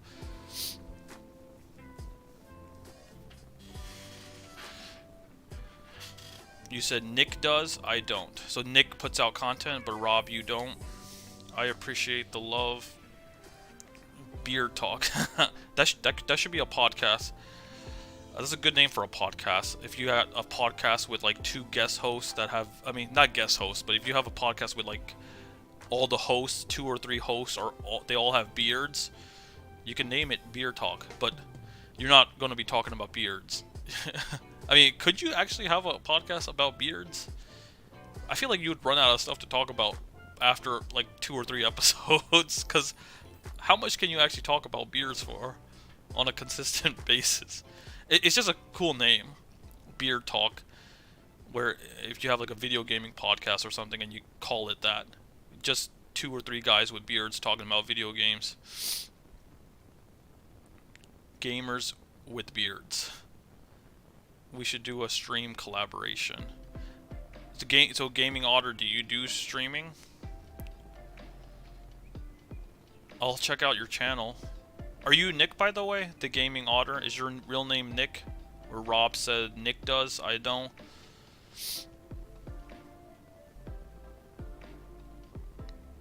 Yeah, Def should. Great idea. We could do a podcast. Yeah. I mean, the thing is, like, it's too early, I feel like, for me. And I feel like I don't have what it takes to do a podcast yet. And there's been people in here in the past that have asked me, hey, do you want to do a podcast? Or do you ever thought about doing a podcast? And it is something in the back of my mind where I'm like, that'd be cool to have something like that. But right now, with the schedule I have, I feel like it's tough. Because I'm just now, and you can ask August, I just now, like 2 or 3 weeks ago, just started actually committing to a schedule for streams. Every single stream I did was like a pop-up stream. This one right now is a pop-up stream, actually. But like during the week, I'll post in the community tab, hey, I'll be live on Tuesday and Thursday. And that is going to be my schedule, Tuesday and Thursdays. Doing live streams for 2 hours, sometimes 3 hours. But the times will be listed. And I'm trying to do that consistently. And just see how that goes. And then I'll make an official post saying, once I can do it consistently for a couple weeks, then I'll be like, alright, this is my actual schedule long term. Every Tuesday and Thursday you guys can expect to see me live. Also, I'm a full-time teacher. I'm an elementary school teacher. So I'm working during the days. That's my full-time gig. And there's a lot of work to do outside of school. You know, when you're a teacher, you have to grade stuff. You have to do report cards. Report cards are actually due this Tuesday. So tomorrow I'm not streaming. After work, I'm coming home and I'm grading stuff and putting in the students' grades into the report cards. So that's my Monday evening. So I really have to work on this schedule where there are some evenings that are dedicated to school stuff, work-related stuff, and then there are nights like this, Sunday night, Tuesday night, Thursday night. I really got to schedule out the times that I can stream. And right now, it doesn't seem realistic to have a podcast. I'm open to doing like one-off episodes of just talking and discussing video games with people. I know me and August have already been discussing to do kind of like a discussion with him and then some other people talking about Game of the Years, like our Game of the Year nominations and picks for this year. Like that's not an actual podcast, but it's a cool like discussion video where multiple people can get on and just have a conversation. It gets recorded and then uploaded as a stream on Twitch or on YouTube. That's just, it's content that you're putting out. But it's not like a scheduled thing where this day I'm doing a podcast with this person, because I feel like my schedule's already tight as it is, and trying to fit in a podcast right now is tough. And I feel like I want to expand my knowledge on games and the gaming industry and all that stuff first before I start doing a podcast. If I ever want to fully commit to doing a podcast. I love listening to podcasts, but part of me is always like, do people actually care about what I have to say about video games? Sometimes I go on rants here, and you guys hang out and listen. Like right now, like I should have ended this a while ago. Like it's already 8:13 now, but I'm still going. So I feel like I have the potential to just, and it'll be easier with another person or another 2 people, because then it's not just me talking the whole time. I can bounce, you know, off of other people. They can talk, I can listen. Oh, the switch just turned off because it's been on the home screen for a long time. The screen just turned blue. The blue screen of death. You said you do? This channel used to be Stream Pass Princeton. Oh. Oh, and then Street Pass Princeton fan. Who's that? So your channel used to be called Street Pass Princeton, and then someone else made a page called Street Pass Princeton fan. Where in Jersey are you? I am in South Jersey.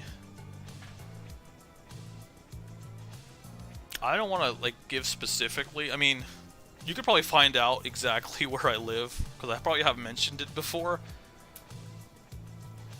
But I don't want to specifically say which town. Especially like right now, because you're technically a stranger to me, right? but I live in Jersey, South Jersey. I'll say 30 minutes from Philadelphia. So that should kind of give you an indication of where in South Jersey, the general area. Well, that's actually like 40 minutes. I'll say 30, 40 minutes depending on how you drive. It's like 30, 40 minutes from Philadelphia. You got 6 people on now. Bobby started Street Pass Princeton. Okay, so Robbo started Street Pass Princeton. And then, but you're running the channel now, but the channel is called The Gaming Otter now. No worries. No worries. You said sorry, privacy is important. Yeah. And I also work at a school, like an elementary school. So the last thing I ever want is like for like, that's why I don't wear, like, I have a lot of school shirts that say the name of the school that I work at. And I probably have mentioned it in a previous stream, so it's probably out there anyway. But the last thing I want is for, during the school day, for somebody, a viewer, to show up at the school and be like, I'm here to see Super Bro Zulfi because I heard he works at this school. Like, that's just weird. Not that I think anybody would ever do that, but people on the internet, you never know, right? Someone might be like, oh, I live close to this guy, I know where he lives, I know what school he works at as a teacher, I know he's gonna be there during like the work day, the work hours, the school hours. I could go there to try to meet up with him, and that's creepy. Like, I feel like the way, when you meet people on the internet, you need to communicate on the internet, get to know each other on the internet. If we vibe out or whatever, then it's like you take it to the next level and you mutually agree to meet somewhere to hang out in real life and whatnot. And multiple people have done it in the past, where you start off making content, someone else makes content, you watch their stuff, they watch your stuff, you start doing collabs. Starts off, you know, just being like virtual.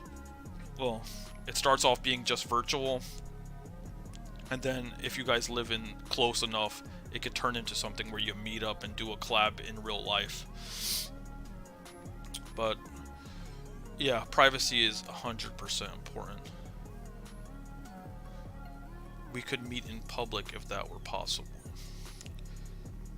Yep, that was me. I want to change it. Protect them kids. Especially nowadays too, it's scary. Like America, yeah, I mean, you hear how many like school shootings happen nowadays, and not even at the middle school, high school level, like also at the elementary level, there's shootings happening.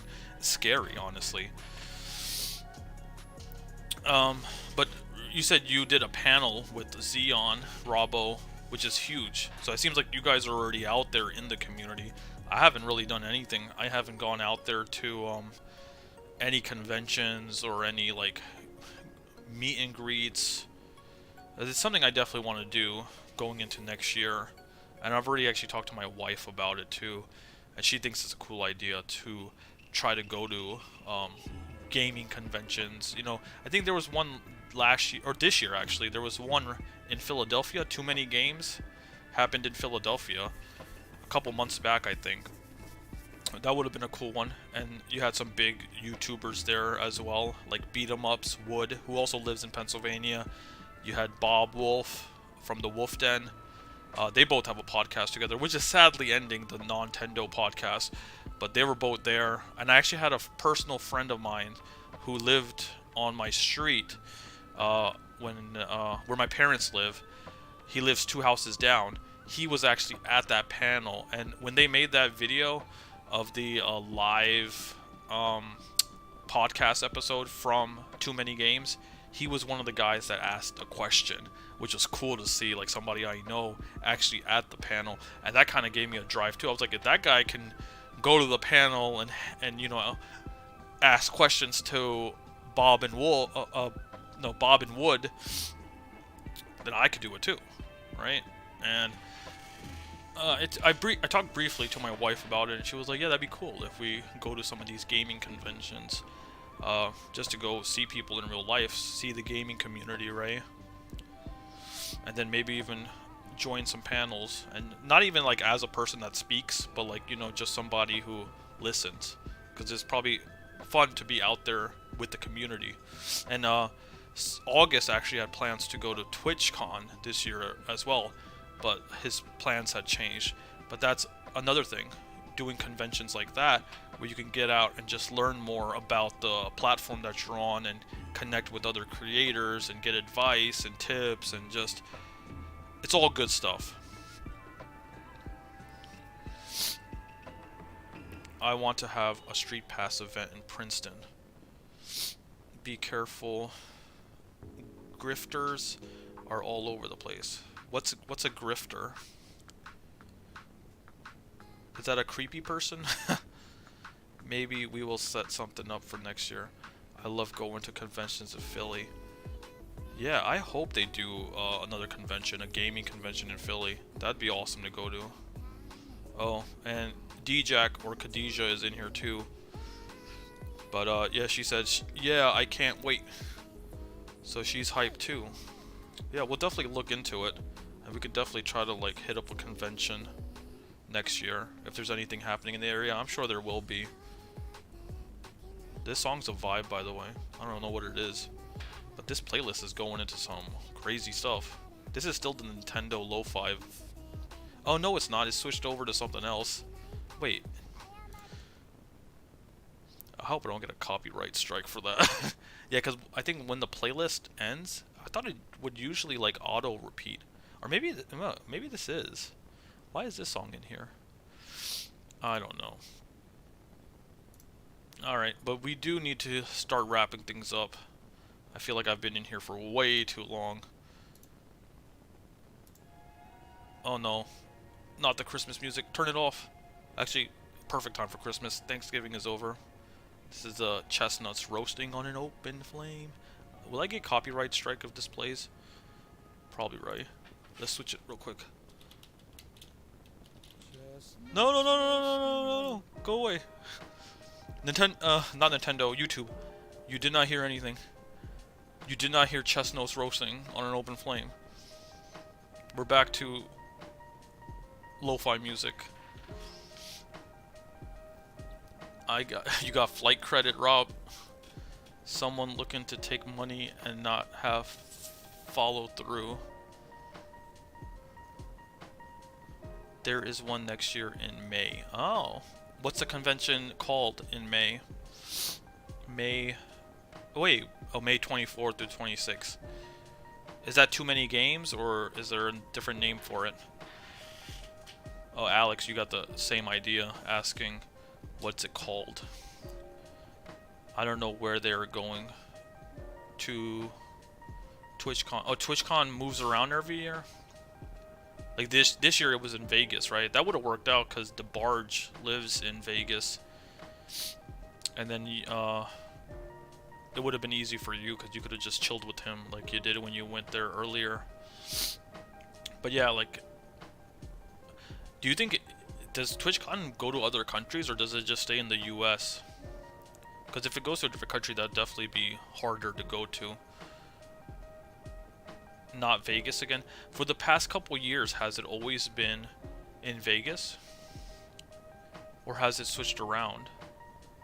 Or is this the first time that it's going to switch from Vegas to some other place? Fan Expo, Philadelphia 2024. But Fan Expo, is that a video gaming convention, or is that just like a... Is that like a Comic-Con type thing where it's also superheroes and Star Wars and like pop culture convention? Because I personally would rather go to a video game focused convention, because I'm also into retro video games, collecting for the Nintendo Wii, which is my favorite video game system of all time. So I would prefer to go to a convention that's tailored towards video games. Not that I have anything against like Comic-Con-y type stuff, but I feel like it's just too much. It's just a lot. Because then you have not just video game stuff, you have TV shows, anime, movies, so much stuff. So many people dressed up. Not that I have problems with people in cosplay, but it's too overwhelming as an introvert who already doesn't like crowded places. Having so much stuff around me, I feel like I'd be overwhelmed. I'd rather have a convention, even if it's a lot of video game stuff, it has a It's more focused. I mean, I feel like I would enjoy it more if it was focusing on video games than just everything. Because Comic-Con is that, basically. I mean, it has comic in the name, but it's not just comic books. Comic-Con is basically everything. You said it's owned by Amazon.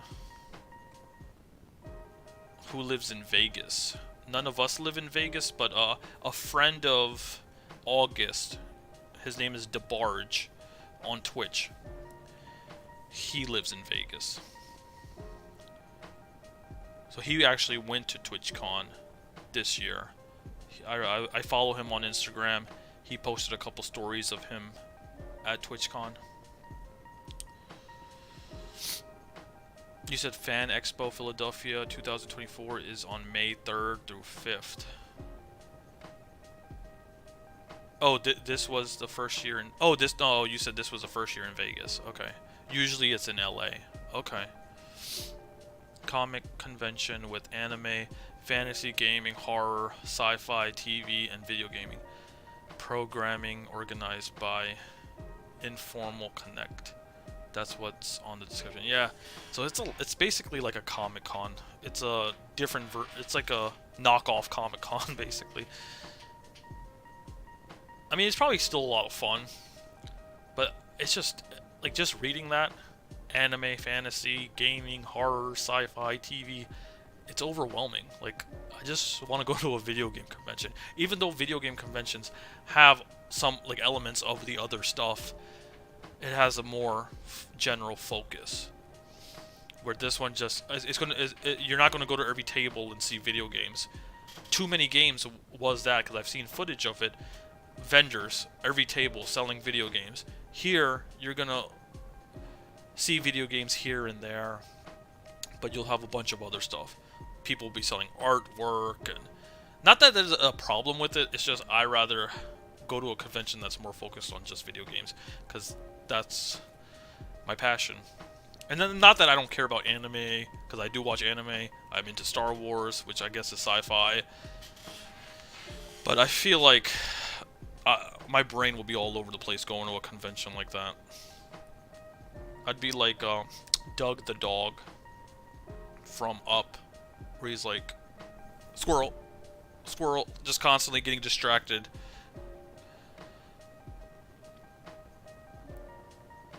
You said, yeah, I'm upset I didn't go this year. I've gone to something like that before. It's still super fun. Yeah, and I've gone to one of those too. I went to something called Anime Expo, or no, Geek Fest in South Jersey. This was back in like 2014, 2015. It's called Geek Fest. But this one was more tailored towards anime, but they did have video games and other stuff there as well. I mean, I'm still down. I'll have to do some research. I won't 100% say I'm down for it, but if that's the only convention we see next year that's happening in the Philadelphia area, then it might be worth going to it. But maybe there's something else that might get scheduled later on in the year. Or, you know, as we get into the year, we might hear about something else that gets scheduled later on at the end of the year. That's our event in Vegas. Even the video games ones are the same. If you want to video gaming, that one in, what's it? Sheffield, UK? Okay, we're not going to the UK. I don't mind going back to London. That's next year? September 14 to 15? We already got a trip planned next year in August to California.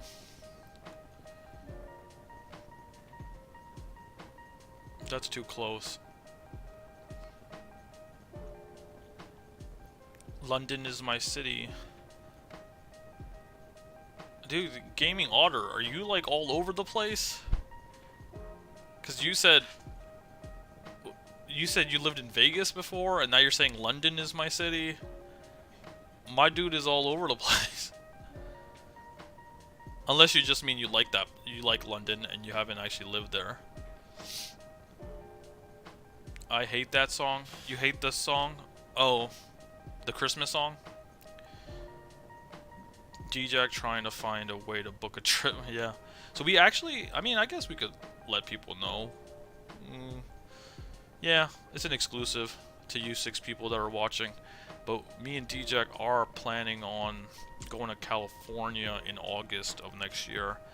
And we're actually going to Super Nintendo World in Universal Studios, which will be hype.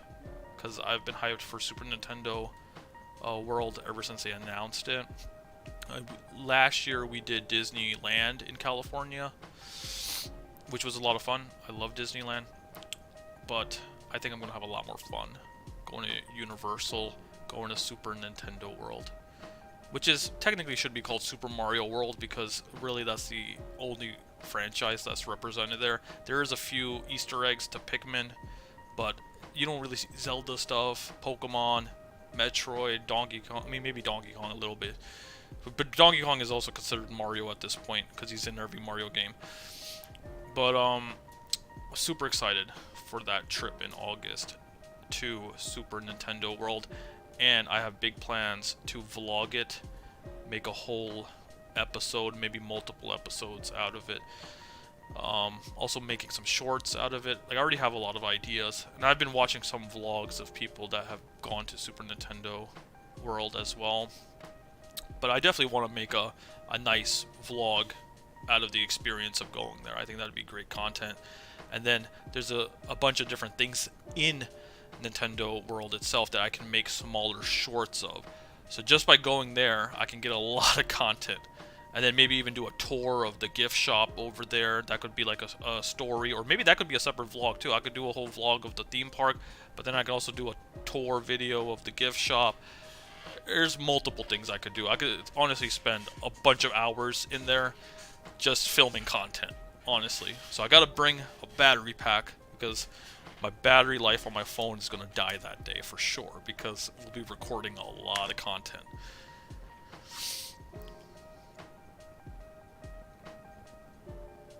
You said Alex is right. You're trying to book a flight. Congrats, you're gonna have a blast. Thank you. Bravo says he went. It was fun. The Japanese one is better.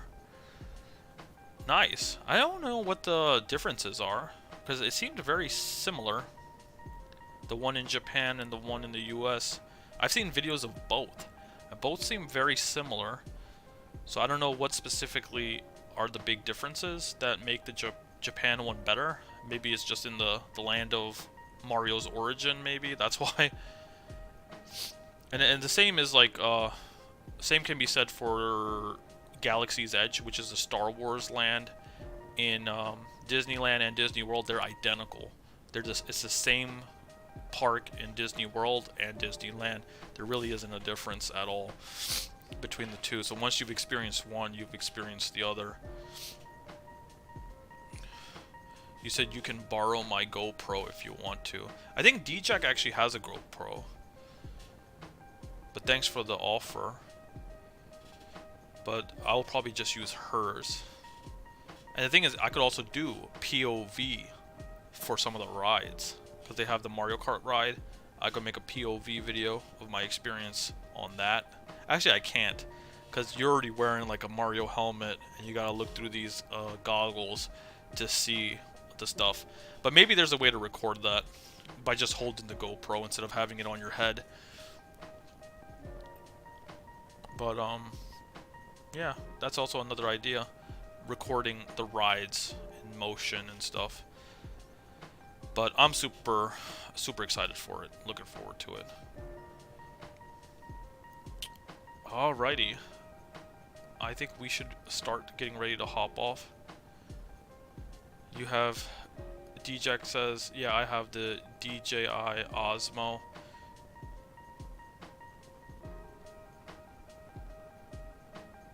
Just get the GoPro chest strap. Oh, so you could put it here. That's actually a pretty cool idea. And I watch people that go yard sailing or like go to flea markets, and they do that where they have the strap here on their chest, the camera, and then they're just kind of picking through stuff. So they're looking at old video games, and they're looking at like, you know, vintage stuff. And it's cool because you can hear them and you see both of their hands in motion, and you can see them, you know, bargaining, making deals with the people selling the stuff. I watch that type of content as well. People just going garage sailing or going to flea markets and getting good deals on video games and stuff. Part of me wants to kind of make content like that too, like because I know we go to the flea market. We went in October, but it'd be cool to go to that flea market and kind of have a camera and just record your experience of looking at cool Nintendo stuff, and then cutting it up and making a vlog out of it would be awesome. But yeah, you could do that on a ride as well if they let you go on a ride with that on, which I don't think they should have a problem with it. But you could record a POV video of the ride. I would get a camera on your stomach or chest. Yeah. But that would be the non-game view. Yeah, because the game you see through your own eyes, right, with the goggles. You gotta also make sure like it's not like right in front of the console or whatever that like you're sitting, because you're gonna be sitting in the ride, right? So you want to make sure the camera isn't blocked and you're not recording anything. It's almost like better to just have a phone and kind of hold it up, or just hold the GoPro like this so you know that you're not recording whatever's in front of you, unless it's open in the front and you can actually see everything. But I'll have to look back into it.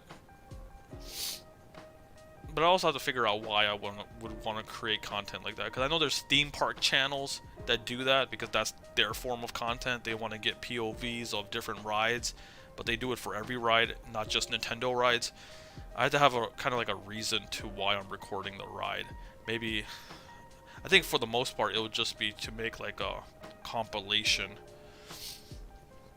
or like a montage or something. Again, it's very early. Our trip is in August of next year, so it's 9 months away. I'll think more deeply about it as we get closer to the date of the trip.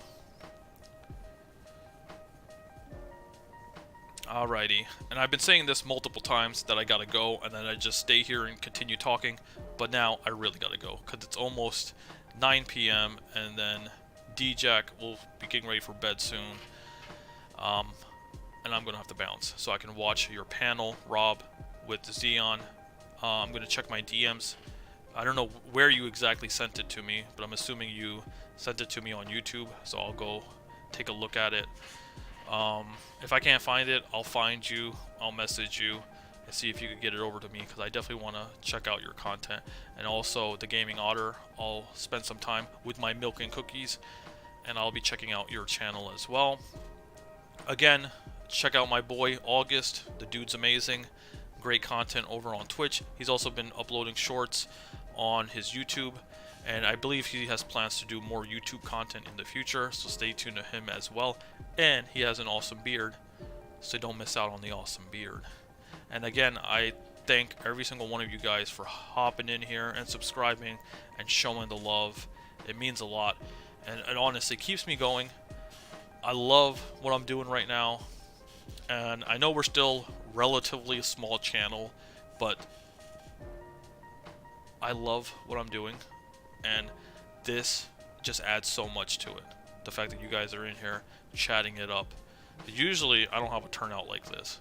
Usually it's like 2 or 3 people, but right now we got 6 viewers. I don't really care too much about how many people are watching, but we got like 6 people in here watching, which is nice. And I think that might be an all-time high for like how many people we have in here at one time. I know people come and go, so the number is usually like, you know, it goes up and down. But I appreciate every single one of you guys for all the support, all the love, and stay tuned to the channel because we got a lot more content coming, a lot more coverage on Nintendo, Nintendo news, Nintendo video games, Nintendo products, merchandise, etc., etc. A lot of Nintendo stuff coming.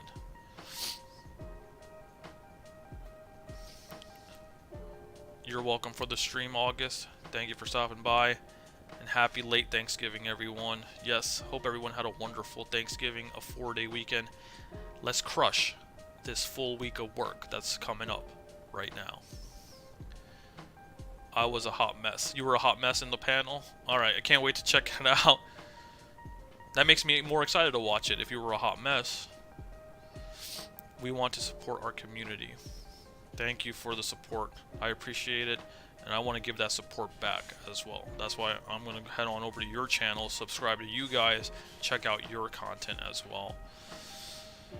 Bingo, the community. The community is the most important part. That's what makes all of this worth it at the end of the day. Because I could be sitting here doing this by myself and nobody talking to me, and then, you know, it loses its meaning almost, you know, when it's just you. But it's when you're connecting with people. That's what it's truly about. Alright, thank you everybody for stopping by. Again, stay tuned, because Tuesday will be our next stream. We'll be streaming Super Mario Maker 2 on Tuesday from 7 p.m. to 9 p.m.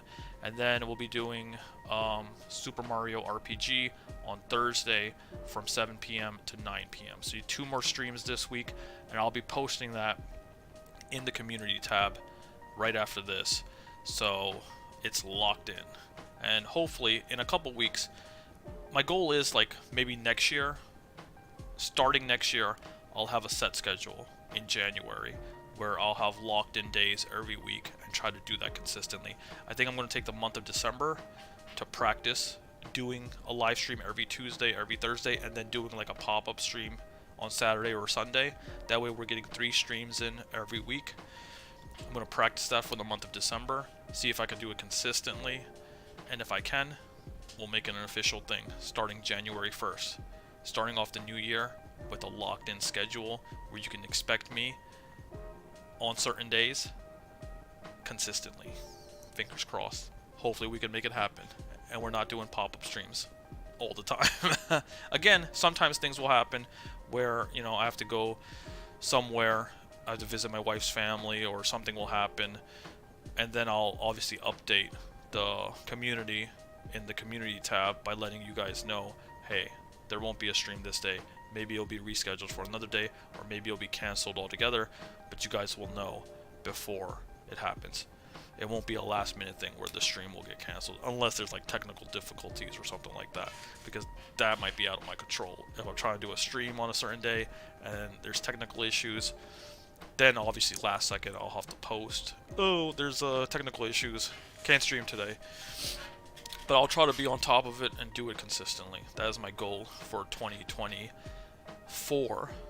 I'll put it out now. I know we all wait until end of December, beginning of January to share resolutions for the upcoming year, but I'll give you guys mine right now. I want to be putting out content consistently on a weekly basis for 2024. Like, I don't want to miss a week of content creation and uploading. That goes for live streams, that goes for shorts, and that also goes for regular videos like vlogs and whatnot. And consistency is key in growing anything. It's just those baby steps. It's just doing it over and over again. And honestly, I love doing it, so it doesn't even like feel scary or overwhelming to think about it. It feels exciting, like, oh, I'm going to be working on content every week. Thank you for joining, everybody. I'm going to stop now because I can just rant forever, and I definitely need to go drink some water because my voice is starting to get raspy now. You could probably hear it because I've talked for way too long. We're almost hitting 4 hours right now, and I was supposed to be done like 2 hours ago. It's been your bro, Super Bro Zulfi, and I'll see you guys all in the next one. Peace.